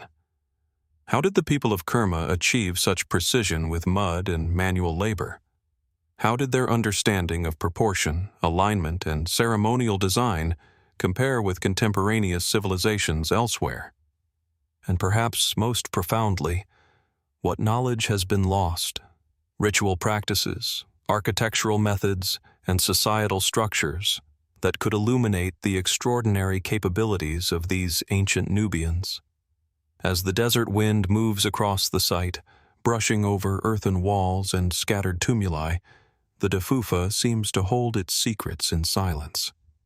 Its endurance through centuries of heat, flood, and neglect speaks to both human ingenuity and a deeper understanding of materials and space that remains partially hidden. The mysteries embedded within the Deffufa, its construction, function, and symbolic significance, invite us to reconsider the capacities of early civilizations and the extent of knowledge lost over millennia. Standing before the towering mud brick walls, one is left with a profound sense of awe and wonder. The Deffufa embodies human ambition, technical skill, and spiritual imagination in a single monumental form. Yet it also reminds us of how much remains unknown. What innovations, what societal structures, what belief systems guided the creation of this enduring marvel? How many secrets lie buried beneath the sands of Kerma, waiting for future exploration to reveal them? The Deffufa continues to stand as a silent sentinel to a civilization that achieved the seemingly impossible, challenging us to contemplate the ingenuity, vision, and mysteries of humanity long before written history, and reminding us that some accomplishments remain beyond replication even today. And as the sun sets over the earthen walls of Kerma's Deffufa, casting long shadows across the desert sands, our journey carries us far across continents and centuries to a rugged plateau in the heart of the Bolivian Andes, where a vast rock outcrop rises abruptly above the surrounding valleys, carved and shaped into a monumental landscape that continues to puzzle scholars and travelers alike. Here, in the province of Santa Cruz, lies the enigmatic Samaipata Fortress, a site where nature and human hands converge in ways both monumental and mysterious. Approaching Samaipata today, one is immediately struck by the enormity of the sandstone outcrop, a natural formation that has been sculpted and carved into terraces, ramps, stairways, and depressions, forming a labyrinthine complex that stretches for hundreds of meters. The rock itself is massive and unforgiving, yet every surface reveals evidence of deliberate modification, with flat terraces, intricate channels, and carved niches that suggest both ceremonial and practical purposes. The scale and precision of these modifications raise immediate questions. How were these massive features shaped with the tools and technology available at the time? And what motivated such an extensive, coordinated transformation of the landscape? Samaipata is dated to the late pre-Columbian period, roughly between 300 BCE and 1500 CE, yet it appears to have been used by multiple cultures over centuries, including the Chain, the Inca, and possibly earlier, unrecorded peoples. Archaeological studies suggest that the site served a variety of functions: ceremonial, defensive, and residential, but the combination of natural formations and human modifications complicates easy classification. Unlike conventional fortresses or settlements, Samaipata integrates the contours of the rock itself into its design, blurring the line between architecture and landscape. Mainstream interpretation often labels the site as a fortress or ceremonial center, highlighting the elevated terraces, defensive walls, and strategic vantage points overlooking the surrounding valleys. Indeed, from the highest points of the outcrop, one can see for kilometers in every direction, offering both surveillance and a commanding presence over the region. Yet, while defensive considerations are evident, many features of Samaipata resist straightforward explanation. Flat surfaces appear to be intentionally carved for ritual use. Intricate channels channel water in patterns whose purpose remains debated, and depressions within the rock suggest gatherings, offerings, or perhaps even astronomical observation. The technical achievement of Samaipata is remarkable. Working with solid sandstone, ancient builders carved terraces, stairways, and smooth platforms with tools of stone, bronze, or simple metal, all while preserving the integrity of the rock. The scale of the work implies not only considerable labor, but knowledge of geometry, load distribution, and spatial planning. How did these builders conceptualize such a large, complex site without written plans? How did they coordinate teams to execute precise terraces, channels, and ramps on uneven, weathered rock? These questions remain largely unanswered, inviting speculation about techniques lost to time. Equally intriguing is the site's apparent alignment with natural and possibly celestial features. Some researchers suggest that certain depressions, channels, and carved notches correspond to solar, lunar, or stellar events, functioning as markers for agricultural, ceremonial, or calendrical purposes. Could the builders of Samaipata have possessed an advanced understanding of astronomy integrated seamlessly into the rock itself? And if so, what knowledge guided their observations, and how was it encoded into a monument that survives primarily through stone and erosion rather than written record? Artifacts recovered from Samaipata add further layers of mystery. Pottery fragments, figurines, and evidence of feasting suggest ritual activity, while remains of fortifications imply military or defensive considerations. The coalescence of ceremonial, residential, and strategic functions in a single complex is unusual, challenging conventional categories of pre-Columbian sites. How did societies reconcile multiple uses in one monumental location? Did the site function simultaneously as a center of power, a religious sanctuary, and a defensive stronghold? Or did its purpose evolve over centuries as different cultures adapted the same rock to their needs? Some of the most enigmatic features are the carved channels, troughs, and depressions that intersect terraces and stairways. Their size, depth, and orientation imply intentionality, yet the exact function remains uncertain. Were these channels designed to carry water for ritual purification, symbolic representation, or practical irrigation? Do the depressions represent gathering spaces, offerings, or astronomical markers? Even small carved figures, whose details are faint after centuries of exposure, hint at symbolic or ritual significance. Such complexity, combined with the sheer scale of the modifications, makes it difficult to replicate with primitive tools or limited manpower. Samaipata also invites questions about social organization. To shape such an extensive rock formation, communities would have required coordinated labor, knowledge transfer, and sustained effort over generations. What governance structures, spiritual frameworks, or leadership systems enabled this monumental construction? How was knowledge of carving techniques, spatial planning, and ceremonial significance transmitted, ensuring continuity and coherence across centuries of use? Walking across the site today, one is struck by its layered history. Terraces and stairways invite exploration. Channels guide the eye along long vistas, and carved niches hint at human presence now long departed. The wind moves across sandstone, carrying the silence of centuries, and the sheer scale of effort is tangible beneath every footstep.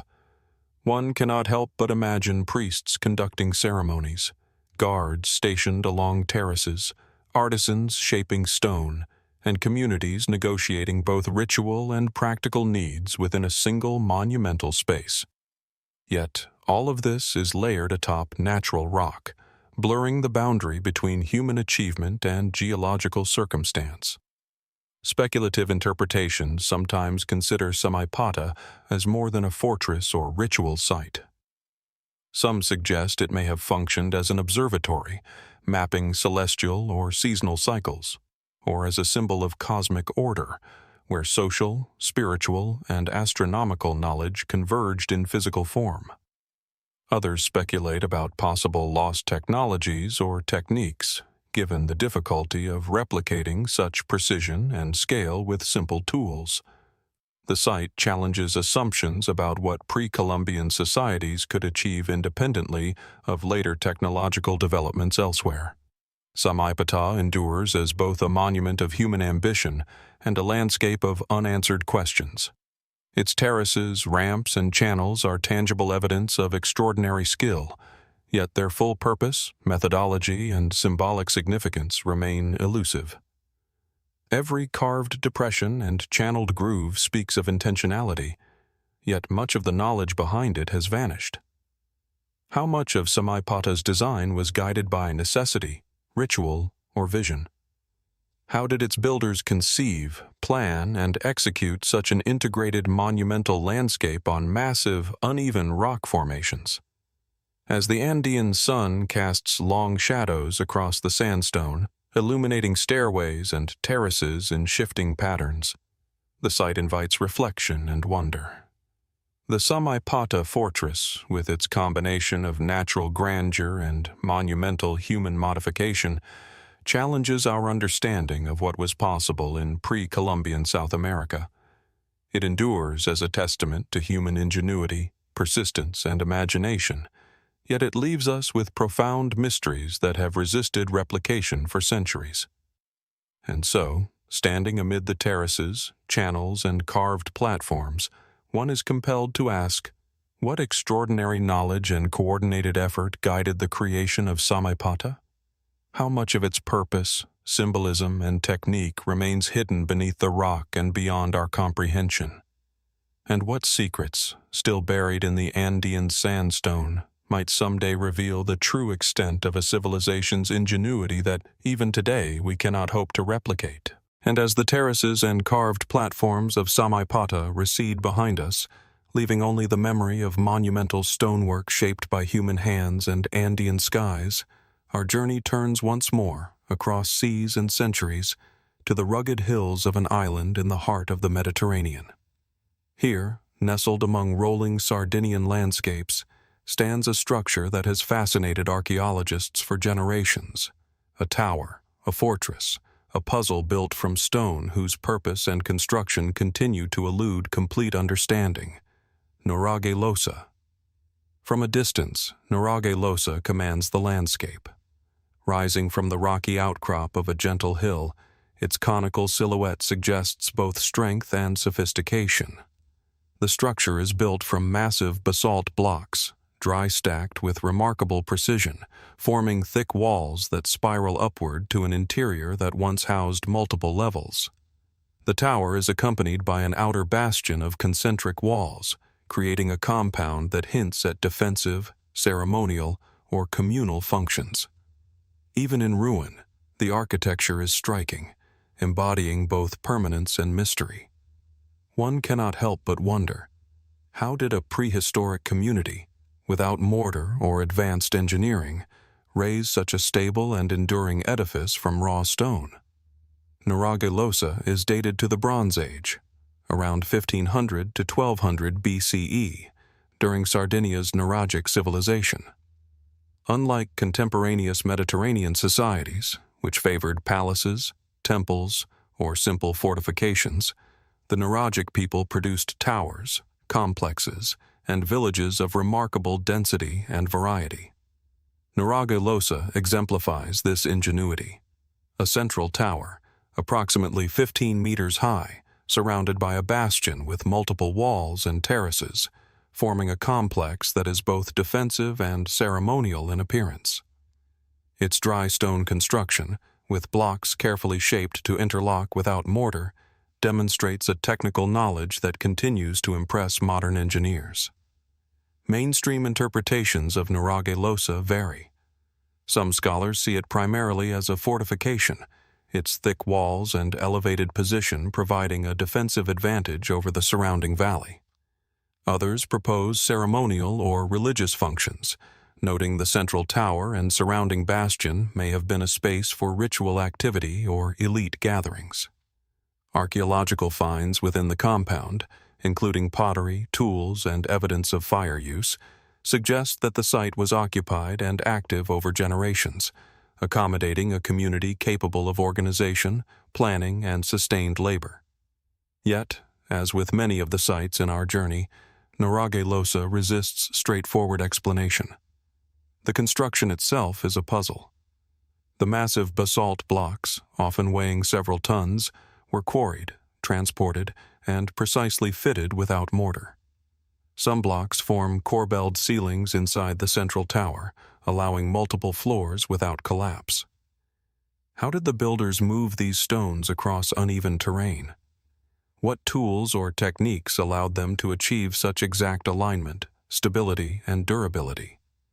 Could the methods employed have been lost to time, a combination of trial, ingenuity, and careful observation, or do they reflect a level of skill rarely acknowledged for Bronze Age societies? The layout of the compound adds further intrigue. Concentric walls, narrow corridors, and terraces suggest both strategic and symbolic considerations. The outer walls create a sense of enclosure, possibly for defense or ritual separation, while the inner tower rises as a dominant feature, a focal point of human activity. Was this organization intended to convey social hierarchy, spiritual order, or practical control of a community? And how much of the design was influenced by astronomical observation, alignment with the sun, or landscape features, as seen in other prehistoric complexes across the world? Artifacts recovered from Nuraghe Losa hint at a society both sophisticated and interconnected. Pottery styles suggest trade or cultural exchange with other Nuragic sites, while tools and domestic evidence indicate a degree of technological and social organization. Yet, the absence of written records leaves the site's function open to speculation. Were these towers primarily defensive, protecting communities from raiders? Were they ceremonial centers, perhaps linked to seasonal cycles, celestial events, or rites of passage? Or were they multi-purpose structures, blending daily life, ritual, and strategic control in one monumental form? One of the most mysterious aspects of Nuraghe Losa is its enduring stability. Centuries of earthquakes, erosion, and human activity have left the structure remarkably intact. Dry stone construction, often considered fragile, here defies expectations. Could the builders have possessed empirical knowledge of weight distribution, stone geometry, or structural resonance that allowed such longevity? And if so, how was this knowledge transmitted within communities that left no written documentation? Speculative interpretations sometimes explore Nuraghe Losa's role within a broader network of Nuragic towers across Sardinia. Hundreds of similar structures dot the island, yet each is unique in design and scale. Was there a shared architectural tradition, a symbolic or practical language of stone that connected these towers? Were they part of a coordinated system for defense, trade, or ceremonial observance, or did each community innovate independently within common cultural parameters? The lack of definitive evidence leaves these questions tantalizingly open. Walking through Nuraghe Losa today, one senses both human intention and the raw presence of nature. The spiral corridors, corbelled chambers, and terraces encourage exploration, while the surrounding hills frame the tower in a landscape of both isolation and oversight. One can imagine the daily rhythms of the Bronze Age: workers shaping and transporting stones, families maintaining the compound, rituals performed in chambers lit by flickering firelight, and communities gathering at the base of the tower for feasts or council. Yet all of this is layered atop the ingenuity of builders whose methods and motivations remain partially obscured by time. Nuraghe Losa endures as both monument and enigma. Its combination of precision engineering, architectural ambition, and strategic or ceremonial placement challenges modern understanding of what prehistoric societies could achieve. Every carefully placed block, every corbelled ceiling, every concentric wall invites contemplation of human ingenuity, but also leaves questions unanswered. How did the Nuragic people develop, transmit, and sustain such techniques across generations? What cultural, spiritual, or social imperatives drove the construction of these monumental towers? And, perhaps most intriguingly, what knowledge embedded in stone has been lost, leaving us to marvel without full comprehension? As the wind sweeps across the hilltop, brushing against sun-warmed stones and empty terraces, Nuraghe Losa stands silently, a sentinel of human ambition and mystery. Its towers and bastions, shaped by hands millennia ago, challenge us to reconsider the capabilities of prehistoric societies and the knowledge that may have existed but vanished with time. And so, gazing up at the spiral towers and enduring walls, one cannot help but ask, what extraordinary skills, vision, and cultural understanding guided the creation of Nuraghe Losa? How much of its purpose, methodology, and meaning remain hidden within its stones? And what secrets lie embedded in the architecture, waiting for future generations to uncover a deeper understanding of a society whose achievements continue to defy replication even today? Nuraghe Losa endures not only as a monument of stone, but as a testament to the ingenuity, ambition, and mystery of the human spirit, reminding us that across continents and ages there are feats of construction, design, and cultural expression that remain beyond our full understanding, inviting reflection, awe, and endless curiosity. And as the rugged hills of Sardinia recede from view, leaving behind the corbelled towers and concentric walls of Nuraghe Losa, our journey carries us across the Atlantic and deep into the Andes, where jagged peaks and mist-shrouded valleys conceal monuments of stone so vast and sophisticated that they continue to challenge modern understanding. Here, high atop a plateau in northern Peru, rises one of the most imposing and enigmatic citadels of pre-Columbian South America, Kuelap Fortress. From a distance, Kuelap presents itself as a colossal wall rising from the mountain ridge, a fortress seemingly carved into the clouds themselves. Its walls stretch for hundreds of meters, built from massive limestone blocks fitted with remarkable precision, and enclose a labyrinth of circular structures, narrow corridors, and terraces that cascade along the steep slopes. The sheer scale of the fortress is breathtaking, dwarfing modern buildings and revealing an ambition that transcends simple defensive needs. How did its builders transport and position such massive stones across rugged terrain?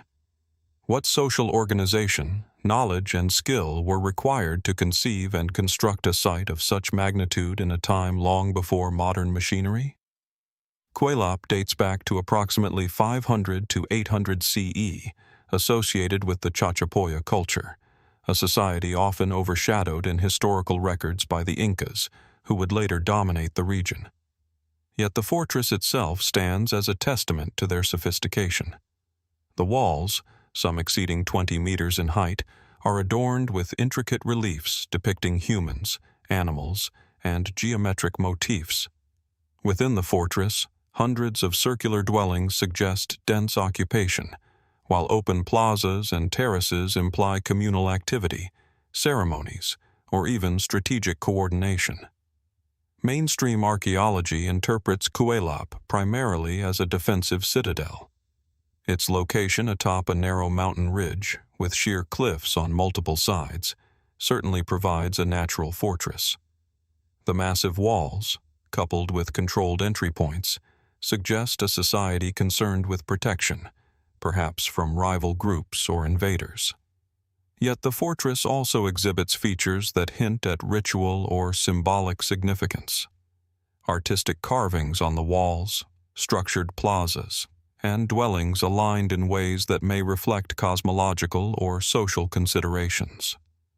Was Kuelap merely a military installation, or did it function as a spiritual, administrative, and residential hub simultaneously? The construction techniques of Kuelap remain remarkable. The limestone blocks, irregular in shape, yet fitted together with extraordinary precision, were quarried and transported without the benefit of wheel or draft animals in steep terrain. Some walls incorporate rounded stones set into mortarless courses, while others display decorative friezes carved directly into the stone. How did these ancient builders achieve such exacting craftsmanship on a mountain ridge, where even simple tasks become complex logistical challenges? Could there have been lost techniques, ingenious methods of leverage, or collective knowledge passed down through generations that allowed them to manipulate enormous stones with such control? Within the fortress, the circular dwellings themselves are a subject of fascination. Each structure is constructed from carefully stacked stones, forming walls that taper inward toward a stone-covered roof. The uniformity of design across hundreds of dwellings implies standardized methods of construction and an organized labor force. What knowledge guided this standardization? Was it purely practical, designed for structural stability and efficient space usage, or did these forms hold symbolic or cosmological meaning for the Chachapoya? Kuelap's orientation and layout further invite speculation.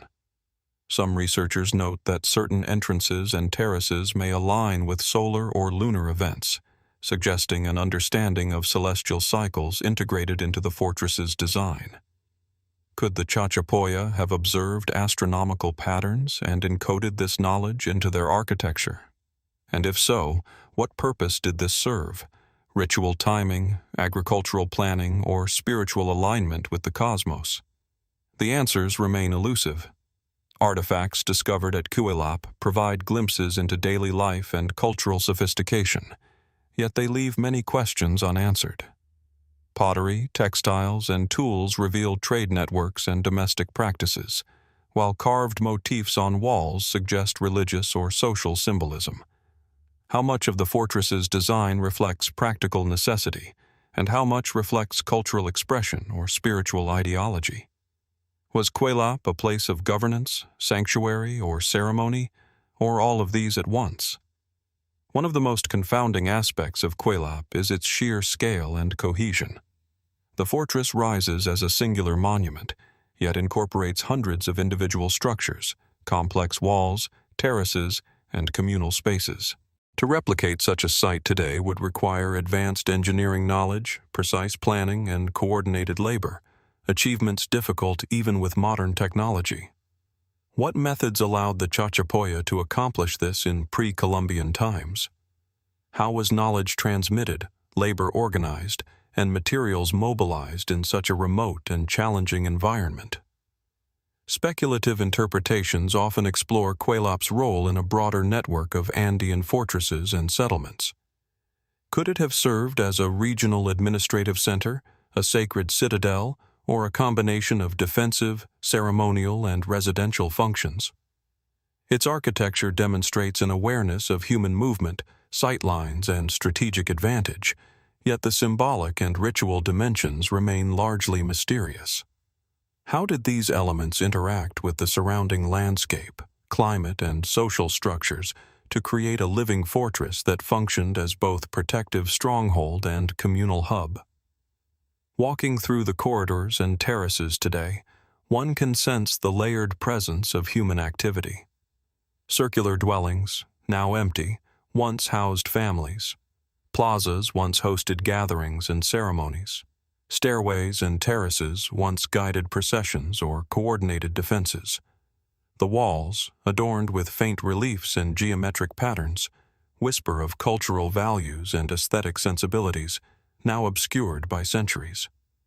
Standing amid this monumental architecture, it is impossible not to feel both the ambition and the mystery of those who built Kuelap.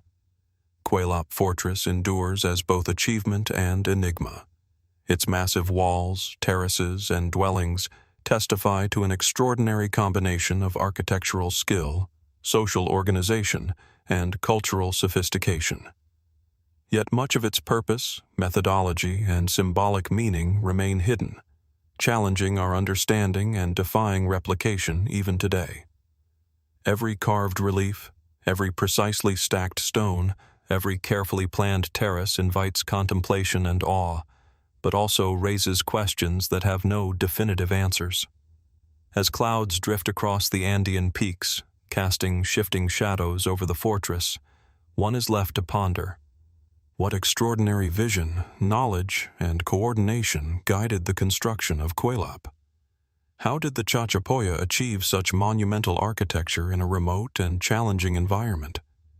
And what secrets, ritual, social, or technological, remain hidden within its walls, waiting to reveal the full extent of a civilization that created a fortress both practical and mystical, enduring yet inexplicably mysterious?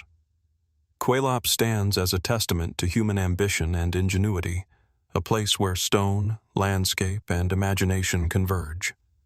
Its mysteries endure, inviting reflection, wonder, and the recognition that some accomplishments of the past remain beyond our full comprehension, impossible to replicate even with modern knowledge and tools.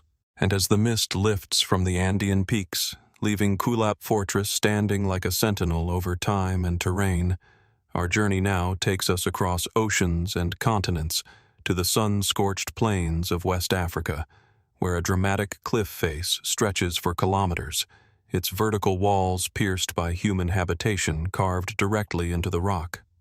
Here, in the region of Mopti, Mali, rises the extraordinary Bandiagara Escarpment cliff dwellings, a monumental landscape where geology and human ingenuity converge in ways that continue to captivate and confound.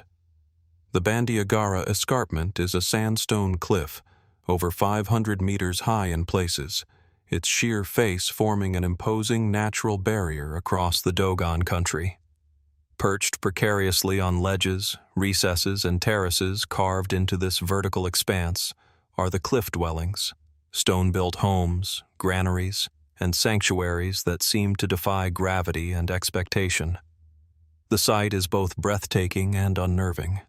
Walls and rooftops blend seamlessly with the ochre tones of the cliff, forming a continuum between natural formation and human construction. How did the Dogon, or their predecessors, achieve such a harmonious integration with the rock, constructing durable settlements in a place that even today seems inaccessible without modern climbing equipment? Archaeological evidence suggests the cliff dwellings were first occupied around the 11th century CE, although the region may have been inhabited far earlier. These structures served multiple purposes: residential, defensive, ceremonial, and agricultural. The granaries, often cylindrical and conical, were built to protect food supplies from both pests and potential raiders, while the residential compounds provided shelter against the elements. Yet even within these practical functions, questions abound. How did builders transport materials to heights often exceeding 20 meters above the base of the cliff? What techniques allowed them to carve terraces, align walls, and stabilize structures on vertical rock faces without the aid of scaffolding, cranes, or modern fasteners? Mainstream interpretations emphasize the strategic advantage of the dwellings. The escarpment's elevation and inaccessibility provided defense against invaders and control over the surrounding plains. Indeed, from the terraces, one can see for miles, monitoring both movement and weather. However, the meticulous planning, careful stonework, and integration with natural features suggest a level of architectural foresight and environmental understanding that surpasses mere defensive utility. Could the choice of locations, the orientation of dwellings, and the integration of stairways and platforms reflect spiritual, cultural, or even astronomical considerations? The construction of these cliff dwellings demonstrates extraordinary ingenuity. Stone blocks, often sourced from the cliff itself, were carefully shaped, stacked, and mortared, using a mixture of clay and organic material. Roofs, doors, and windows were aligned with precision, ensuring durability and functionality. How did builders conceptualize structural integrity on nearly vertical surfaces? How was labor organized to achieve cohesion across multiple terraces, dwellings, and communal spaces? The precision and resilience of these constructions, surviving centuries of erosion and climate change, continues to astonish engineers and archaeologists alike. Ceremonial and symbolic aspects of the cliff dwellings add further mystery. Certain recesses and enclosed spaces appear to have been used for ritual purposes, possibly linked to Dogon cosmology or religious practices. Masks, sculptures, and remnants of shrines discovered within or near the dwellings suggest complex spiritual life, yet the full meaning of these sites remains obscure. Did the builders align these sacred spaces with celestial events, seasonal cycles, or ancestral veneration? And how were these practices transmitted and maintained across generations, ensuring continuity in both construction technique and ritual observance? Artifacts recovered from the escarpment provide glimpses of daily life: pottery shards, tools, and ritual objects, but they reveal little about the methods used to construct and maintain these cliff-bound communities. How were heavy stones lifted and positioned on ledges? Were there unseen scaffolding systems, primitive pulleys, or techniques now lost to memory? And what knowledge of structural mechanics, weight distribution, and material behavior guided these builders in an environment that offers little margin for error? Speculative interpretations sometimes suggest that the cliff dwellings were more than defensive or residential structures. Could they have functioned as a physical manifestation of cosmological beliefs, aligning human habitation with the contours of the earth and the movements of celestial bodies? Some researchers propose that the dwelling's verticality and separation reflect social hierarchies, sacred pathways, or methods of controlling access and movement. Others wonder whether the integration of living space with cliffside caves was influenced by symbolic notions of proximity to the heavens, protection from the underworld, or connection with ancestral spirits. Walking along the narrow ledges today, the precariousness of the dwellings is palpable. Each doorway, staircase, and terrace speaks of careful planning and deliberate action. One can imagine the rhythm of life: children navigating steep paths, residents carrying grain to elevated granaries, ceremonial gatherings in recessed niches, and daily activities orchestrated in harmony with the natural contours of the cliff. Yet, the exact techniques, societal structures, and symbolic systems that enabled such a community remain largely hidden, leaving the escarpment as a monument both lived in and enigmatic. Bandiagara escarpment's cliff dwellings endure as both achievement and mystery. They represent a sophisticated understanding of materials, spatial planning, and social coordination, yet their full purpose and construction methodology remain elusive. Every carefully stacked stone, every carved terrace, and every integrated dwelling speaks to human ingenuity, but also to knowledge that has largely vanished with time. How did builders conceptualize and execute such monumental constructions in a place that challenges gravity itself? How did the communities organize labor, transmit technical knowledge, and maintain habitation in such a formidable landscape? As the sun dips behind the escarpment, casting long shadows over terraces and stairways, the cliff dwellings appear both permanent and fragile, enduring yet inaccessible. Their combination of practicality, spiritual integration, and architectural sophistication invites reflection.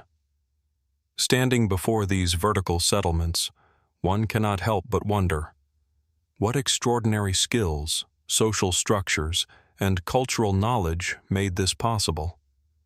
How much of the methodology and purpose has been lost to time, leaving us with a site that continues to challenge replication and comprehension even today? The Bandiagara escarpment cliff dwellings remain a silent sentinel of human ambition, resilience, and ingenuity. They testify to the remarkable capacity of humans to adapt, innovate, and harmonize with their environment, while reminding us that some architectural and cultural achievements remain beyond replication, leaving mysteries that continue to inspire awe, reflection, and relentless curiosity. As the warm light fades from the sheer sandstone walls of the Bandiagara escarpment, where cliff dwellings cling like memories suspended in time, our journey now carries us northward, across seas and centuries, to the rugged coastlines and wind-swept plains of Brittany, France. Here, amid gently rolling fields and stone-strewn landscapes, stands one of Europe's earliest and most enigmatic megalithic monuments, the Cairn of Barnenez. Unlike the precarious dwellings of Mali or the grand fortresses of the Andes, Barnenez stretches low across the terrain, an elongated mound of stone that has withstood 6 millennia, its purpose and construction still defying easy comprehension. From a distance, the cairn presents itself as a gentle rise upon the horizon, yet as one approaches, the true scale and ambition of the structure become apparent. Extending over 70 meters in length and rising to more than 8 meters at its highest point, Barnenez is composed of an astonishing volume of carefully placed stone, hundreds of massive slabs, some weighing several tons, quarried, transported, and assembled without the tools of metal or the assistance of wheeled vehicles. Each stone is placed with remarkable precision, forming retaining walls, structural chambers, and passageways that speak of both practicality and vision. How could such a feat be accomplished by a society so early in the Neolithic period? What knowledge, coordination, and sheer human determination drove the creation of a monument that continues to inspire awe? The cairn is not a single chamber, but a complex of multiple burial chambers and passageways, arranged in a series of construction phases that span decades or perhaps even centuries. Archaeologists have identified over a dozen individual chambers within the mound, each built from massive stone slabs and carefully corbelled to support the weight of the stones above. These chambers were used for communal burials, offering a glimpse into the early social and ritual life of Neolithic communities. Yet, the design raises many questions. Why were the chambers arranged in this elongated linear pattern, rather than a circular or clustered form common in other megalithic sites? What motivated the successive generations to expand and adapt the cairn while maintaining coherence and architectural integrity? The technical sophistication of Barnenez is extraordinary. The corbelled ceilings of its chambers demonstrate an understanding of weight distribution and structural stability that seems far ahead of its time. Passageways are narrow, often just wide enough for a single person, and yet their alignment is deliberate, guiding movement through the mound in a way that may have had ceremonial or symbolic meaning. The builders had no written language to transmit instructions, yet the craftsmanship reflects a level of precision and planning that would challenge even modern engineers. How did they convey complex construction knowledge across generations? Were there lost techniques, intuitive engineering methods, or communal traditions that allowed such enduring monuments to be created? Equally striking is the potential symbolic and ritual dimension of Barnenez. Many scholars have noted the orientation of chambers and passages, proposing that they may align with celestial phenomena such as the rising or setting sun at solstices. Some chambers face specific points on the horizon, possibly marking seasonal events or serving as ritual markers for agricultural cycles.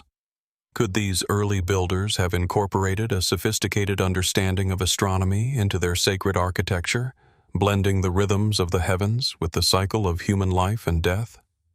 And if so, what cultural knowledge allowed them to encode such observations into stone in a form that would endure millennia? Artifacts recovered from Barnenez offer tantalizing glimpses into the lives and beliefs of its builders. Pottery fragments, carved stones, and remnants of tools suggest a society capable of both artistic expression and practical innovation. Yet the cairn itself dominates these material traces, indicating that the construction of the monument was a central endeavor, possibly reflecting the values, spiritual priorities, or social hierarchies of the community. Was the act of building Barnenez itself a form of ritual devotion, a collective labor that reinforced social cohesion while honoring ancestors and cosmic order? The sheer volume of stone moved and assembled at Barnenez is a puzzle in itself.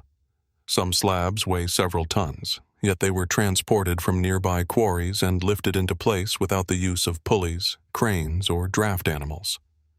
How were these enormous stones manipulated? Were ramps, levers, and human ingenuity sufficient to achieve such precision and stability? The scale of effort implies sophisticated social organization, coordination, and knowledge transfer, yet we are left with no written explanation, only the enduring stones themselves.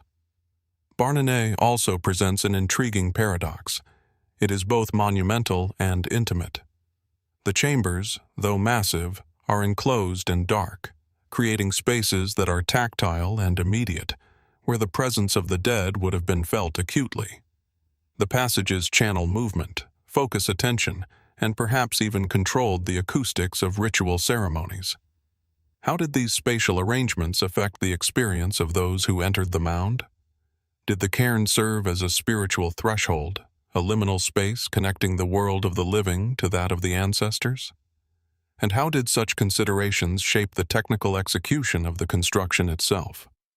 Speculative interpretations extend even further, suggesting that Barnenez may have functioned not only as a burial site, but as a focal point of social, ceremonial, or even astronomical activity.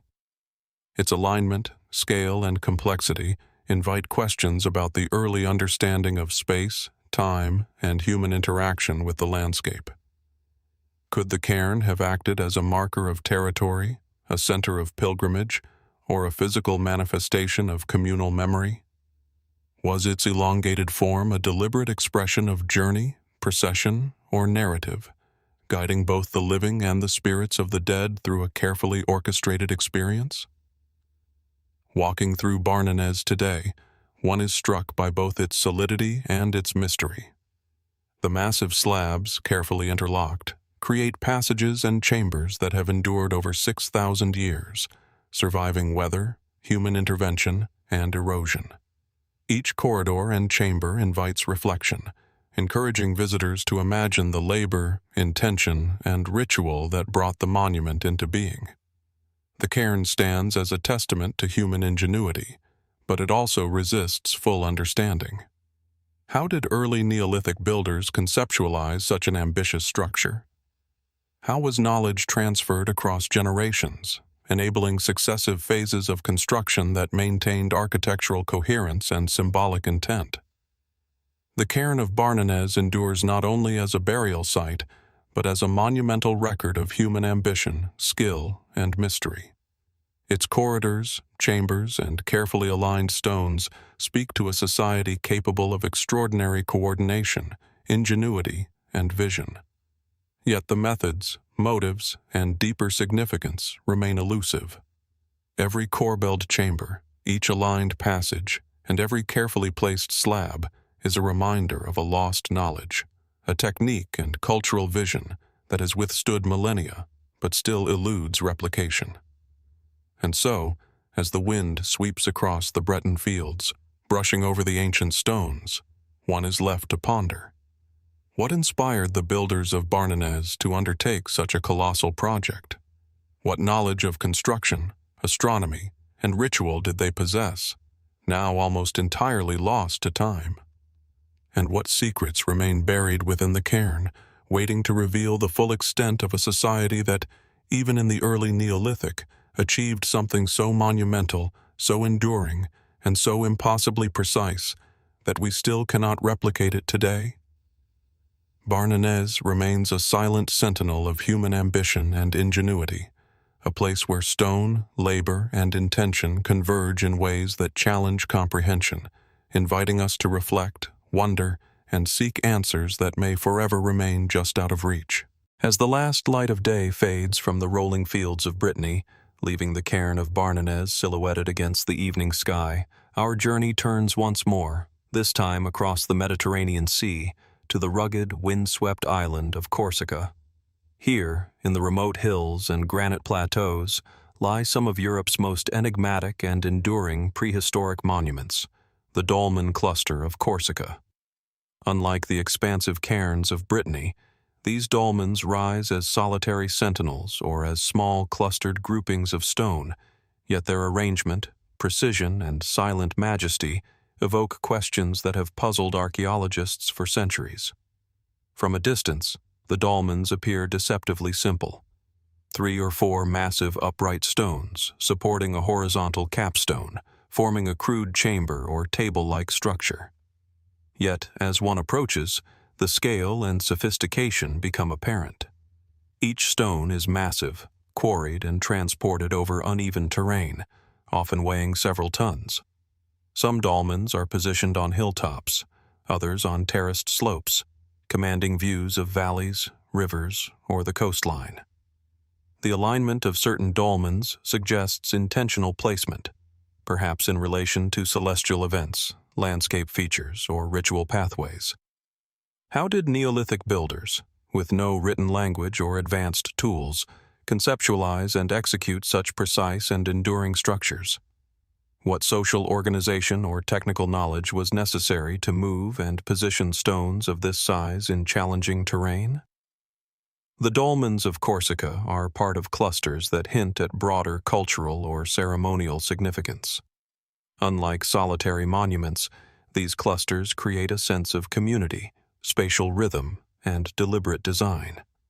Some groupings consist of dolmens facing one another across small clearings, connected by subtle terraces or pathways cut into bedrock.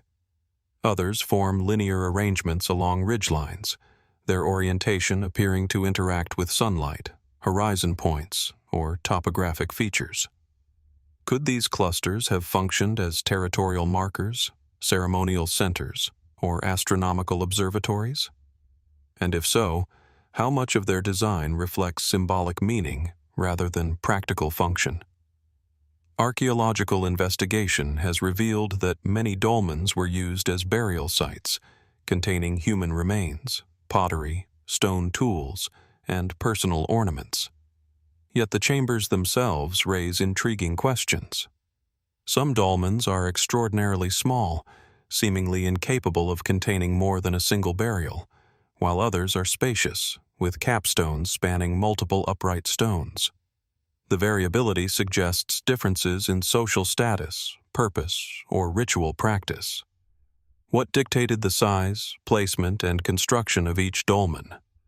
Were these variations intentional, reflecting social hierarchy or spiritual beliefs? Or were they responses to the landscape and availability of suitable stone? The technical execution of the dolmens is itself mysterious. The capstones, often weighing several tons, were lifted and positioned atop vertical supports without the use of modern cranes or pulleys. Some stones are intricately fitted, their surfaces shaped to create stability and balance in ways that suggest a sophisticated understanding of weight distribution and leverage. How did these early builders manipulate such massive stones with limited tools? Were there now lost techniques involving ramps, levers, or communal coordination that allowed precise placement? And how was this knowledge transmitted across generations in a society that left no written records? Beyond their physical construction, the dolmens of Corsica seem to possess a quiet, intangible presence. Many are aligned with sunrise or sunset on solstices and equinoxes, hinting at an astronomical awareness integrated into their placement.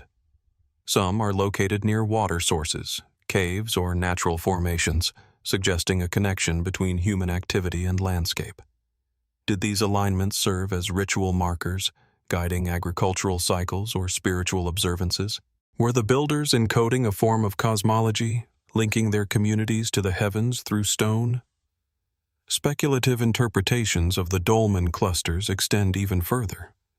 Could the arrangement of these monuments reflect storytelling, myth, or oral tradition, with each dolmen serving as a chapter or symbol in a communal narrative?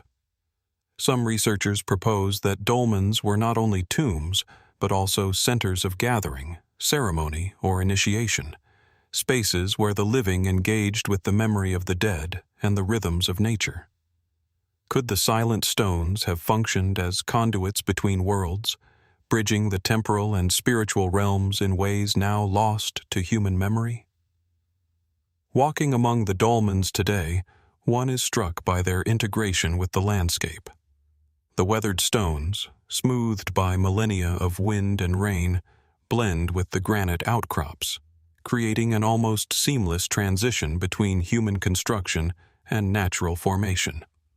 The rough-hewn surfaces, their subtle angles, and the careful placement of uprights and capstones evoke an intentionality that is both practical and poetic. It is easy to imagine early communities working collectively, lifting, carving, and positioning stones, guided by cultural norms, ritual imperatives, or cosmic observation. Yet the methods, motivations, and full significance of these actions remain shrouded in mystery.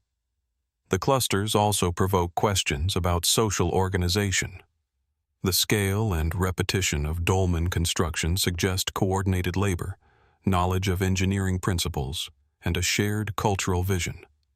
How were resources mobilized in these small, dispersed communities?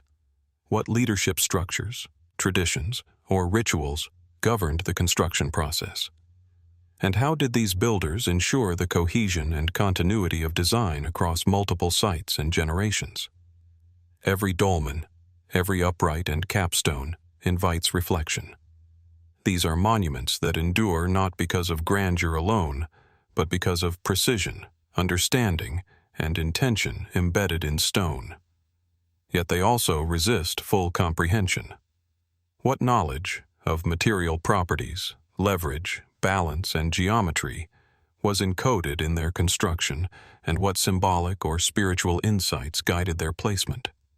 How much of the meaning is lost to time, leaving only the stones as silent witnesses to a culture whose achievements cannot easily be replicated today? The dolmen cluster of Corsica stands as both a monument to human ingenuity and a puzzle of enduring mystery. Their placement, construction, and alignment suggest technical skill, cultural sophistication, and perhaps spiritual depth, yet the methods and motivations behind their creation remain elusive. The stones endure, weathered but stable, marking the landscape with a presence that is at once practical, ceremonial, and enigmatic. As the Mediterranean sun dips behind the rugged Corsican hills, casting long shadows across capstones and upright slabs, one is left to ponder. What inspired these early builders to undertake such monumental tasks?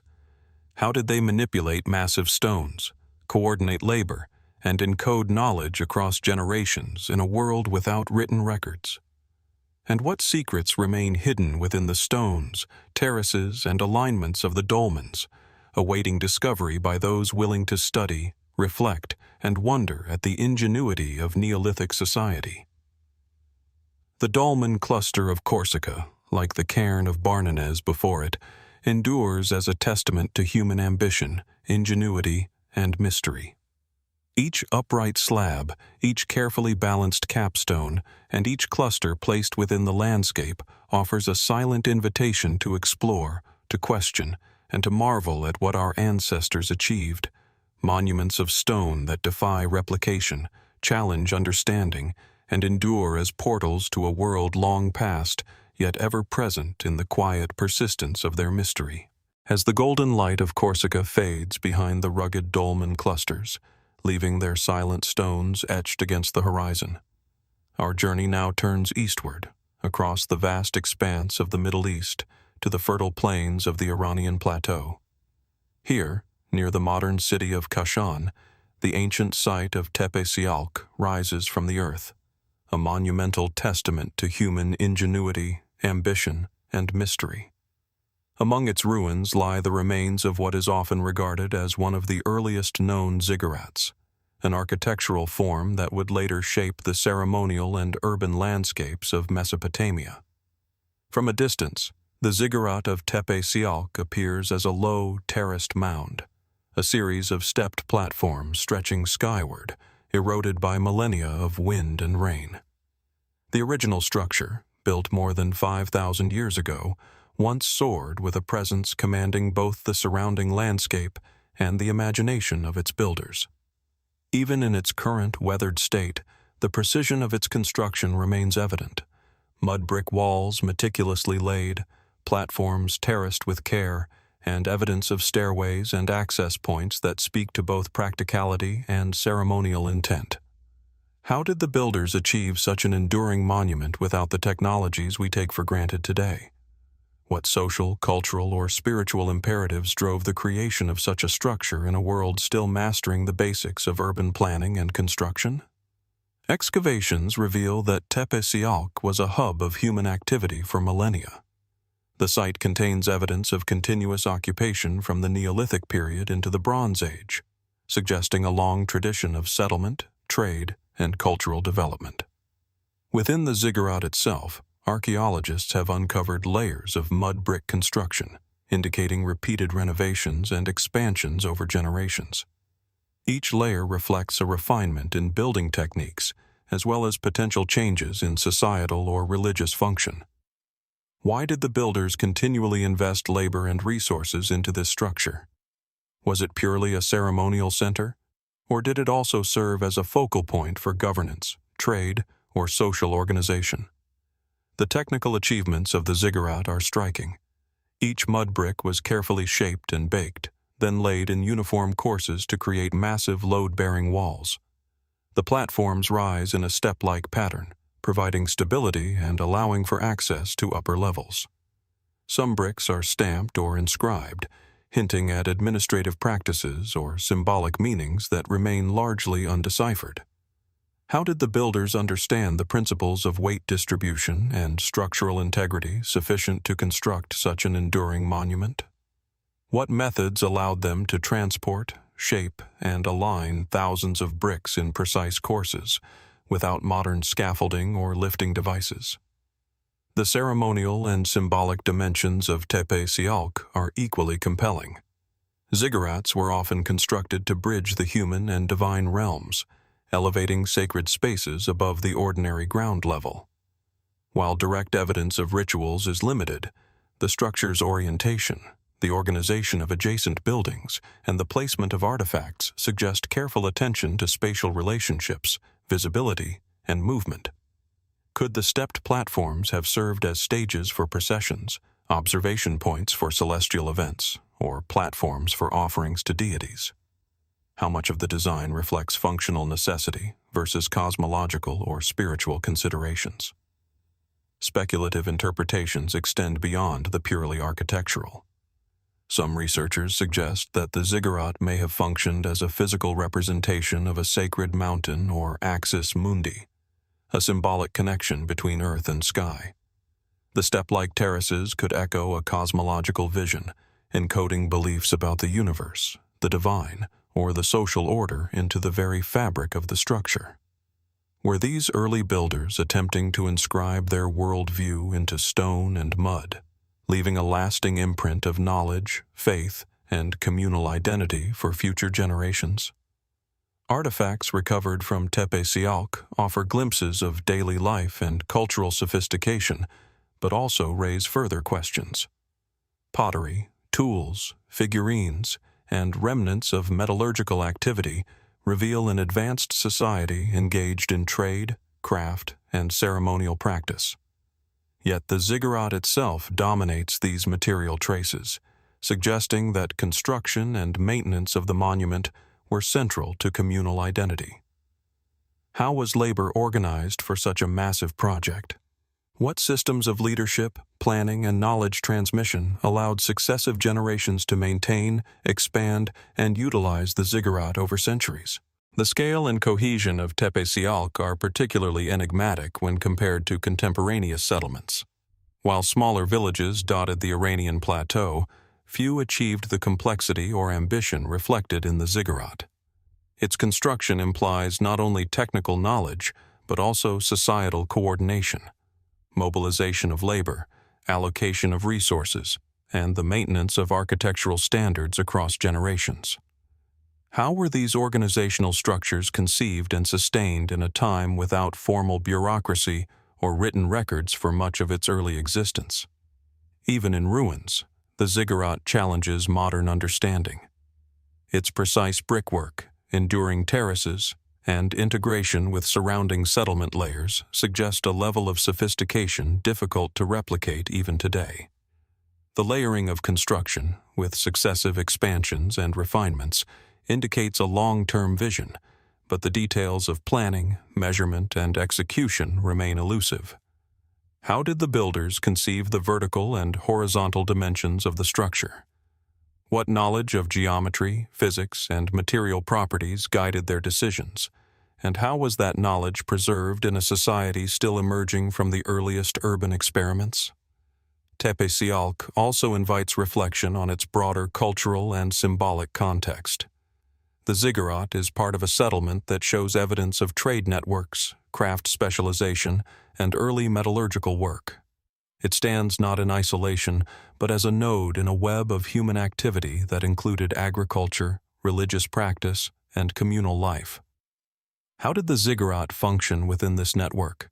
As a ceremonial center, administrative hub, or symbol of communal identity?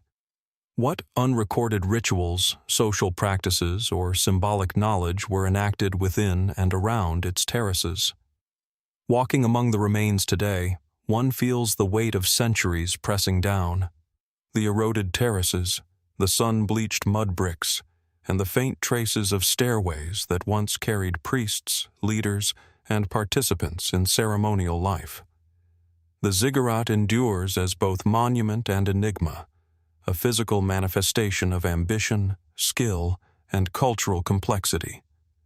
Each layer, each terrace, each carefully aligned brick invites contemplation, yet the methods, purposes, and symbolic depth remain largely hidden. How much of the knowledge that produced such a structure has been lost to time, leaving only these enduring forms as silent witnesses?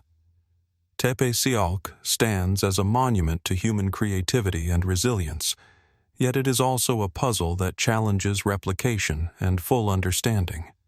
Its construction reflects a society capable of monumental planning, technical innovation, and spiritual expression, yet its methods, motivations, and symbolic meanings continue to elude scholars.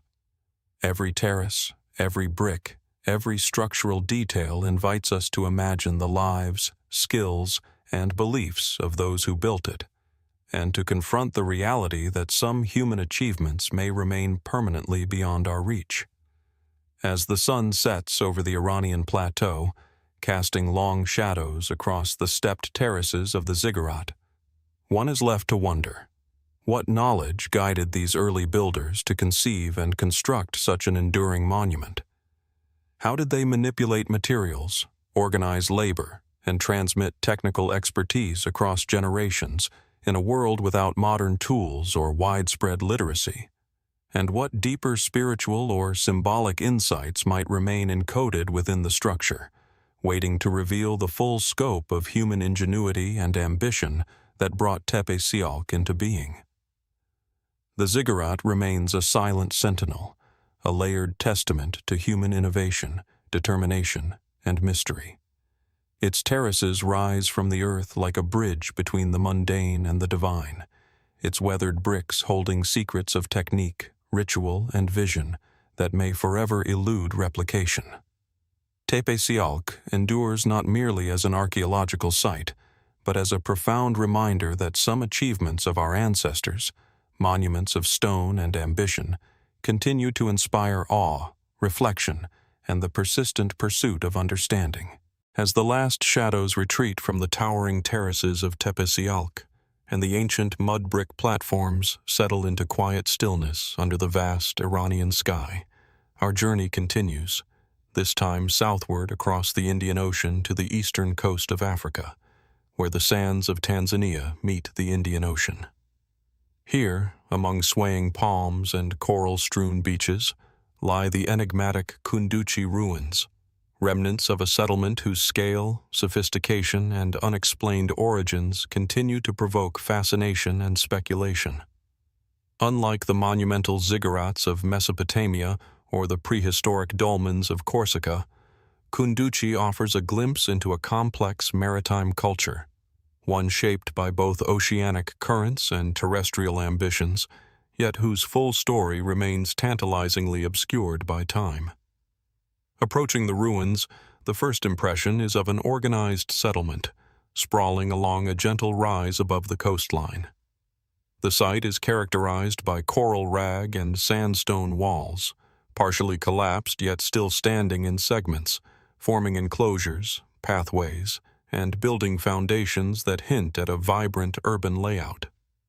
Some walls rise nearly 2 meters high, arranged with remarkable precision, while others are reduced to scattered stones, suggesting both the passage of time and the persistent work of tides and humans. The craftsmanship is striking. Coral stones are carefully shaped and interlocked, a technique that would have required considerable skill and understanding of material properties. How did builders in this coastal environment master the use of such irregular and challenging materials, creating structures that could endure centuries of erosion, salt air, and tropical storms? Kunduchi is believed to have been occupied between the 10th and 15th centuries CE, a period when the Swahili coast was a hub of trade, culture, and maritime exchange. Archaeological evidence points to a thriving settlement, engaged in trade with distant regions such as Arabia, India, and even China. Pottery fragments, beads, coins, and remnants of metalwork testify to the wealth and connectivity of the inhabitants. Yet, despite these artifacts, much about the site remains enigmatic.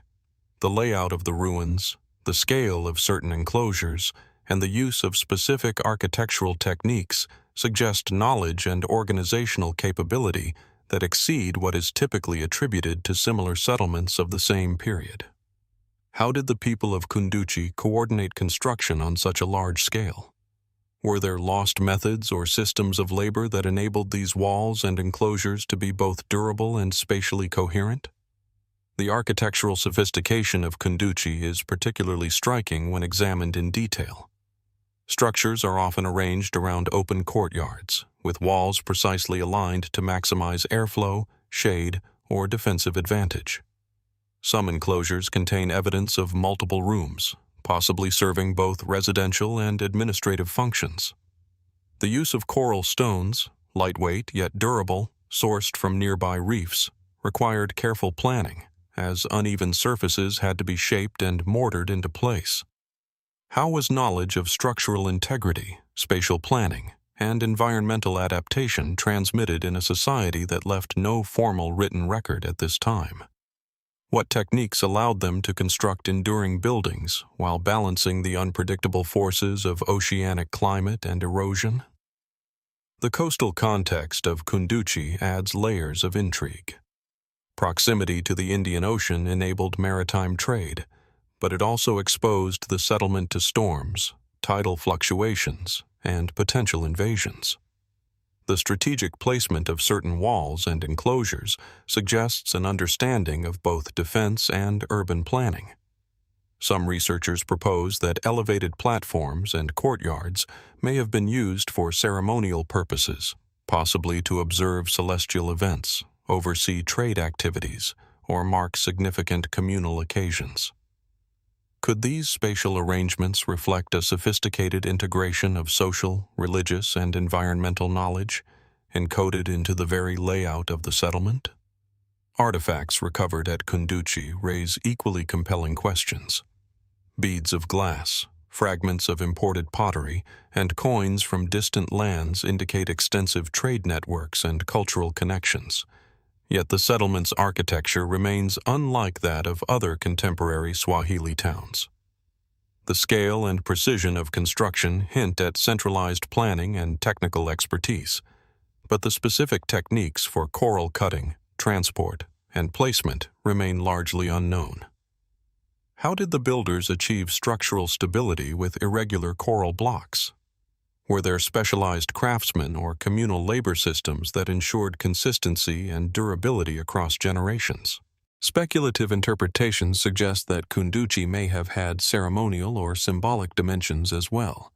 Certain enclosures appear deliberately isolated or aligned with topographic or celestial features. Could these arrangements have been intended to designate sacred spaces, administrative hubs, or spaces for elite gatherings? Did the urban design reflect social hierarchy, spiritual cosmology, or a combination of both?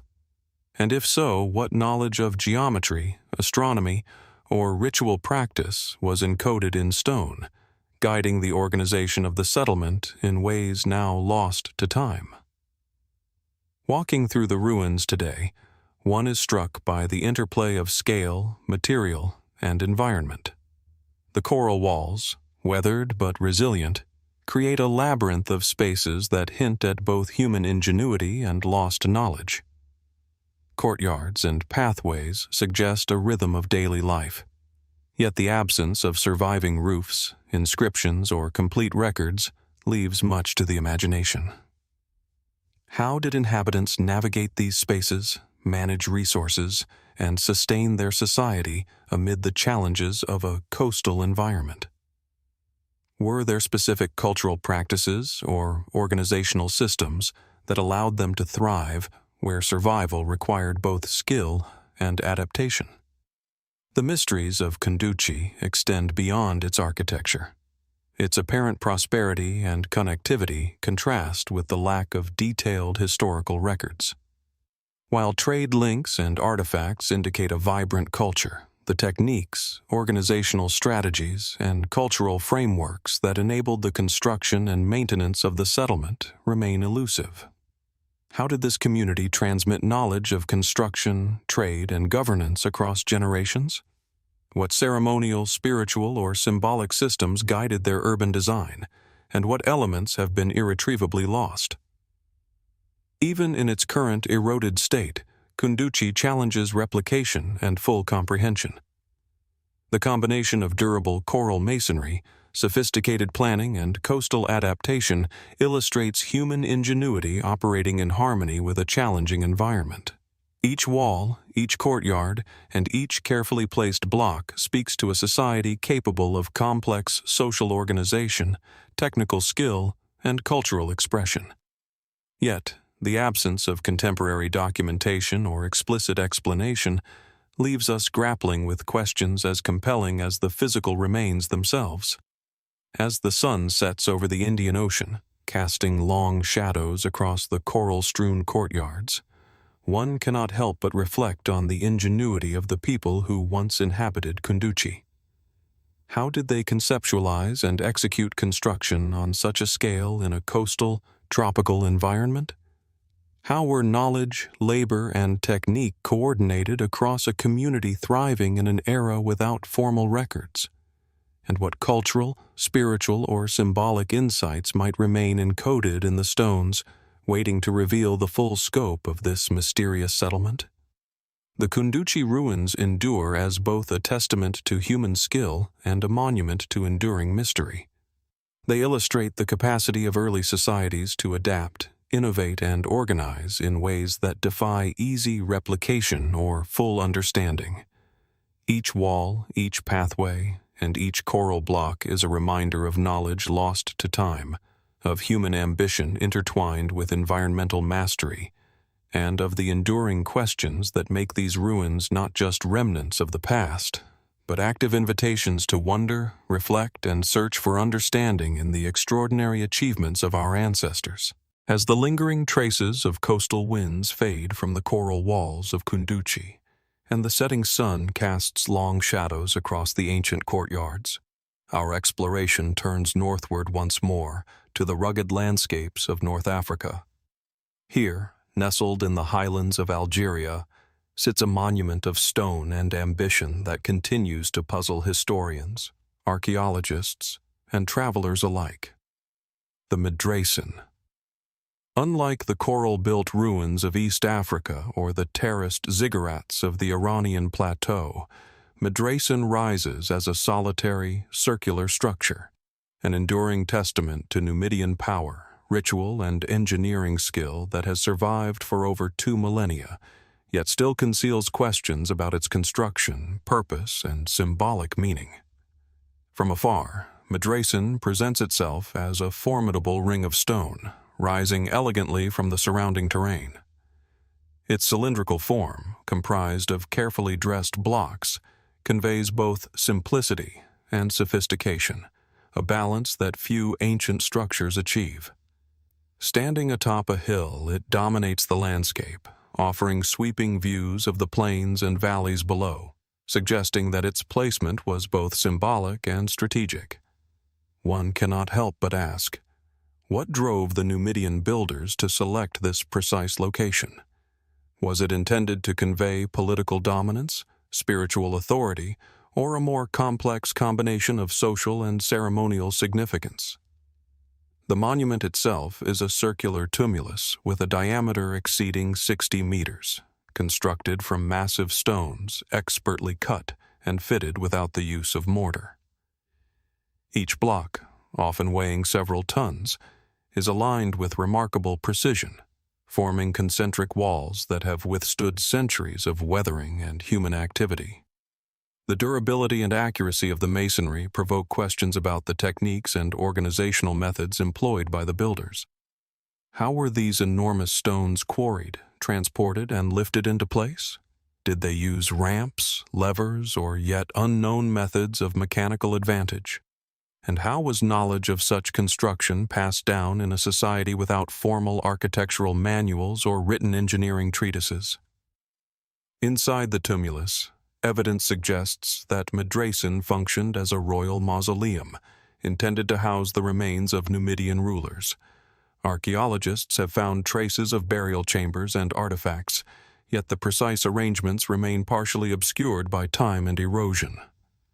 The circular design, unusual for contemporary burial practices, hints at symbolic intentions. Could the circular form represent cosmic cycles, celestial order, or a spiritual conception of eternity? And how did the Numidians integrate such symbolic considerations with the practical demands of monument construction?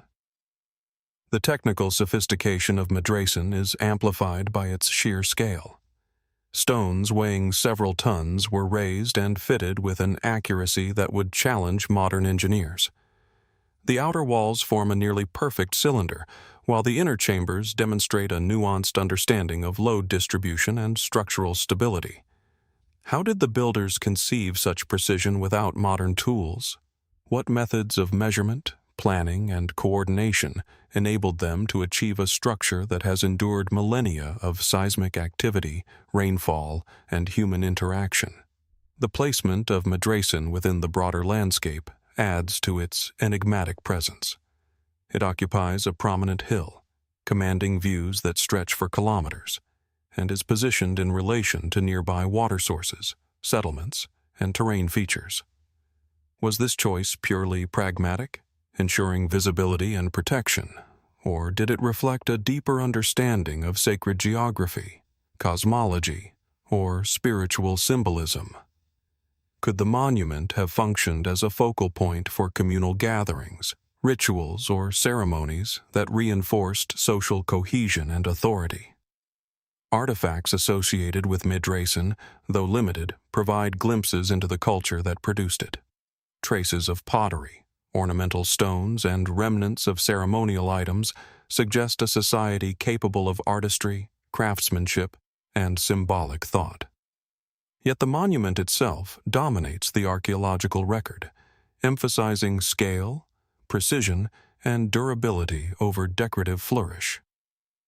What priorities guided its design?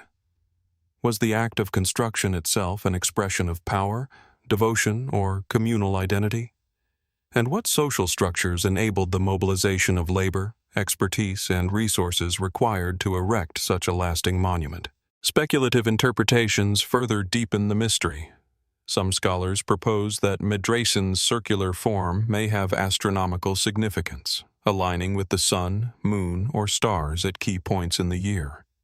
Others suggest that its prominence within the landscape served as a territorial marker, signaling Numidian presence and authority across the surrounding lands. Could these interpretations coexist?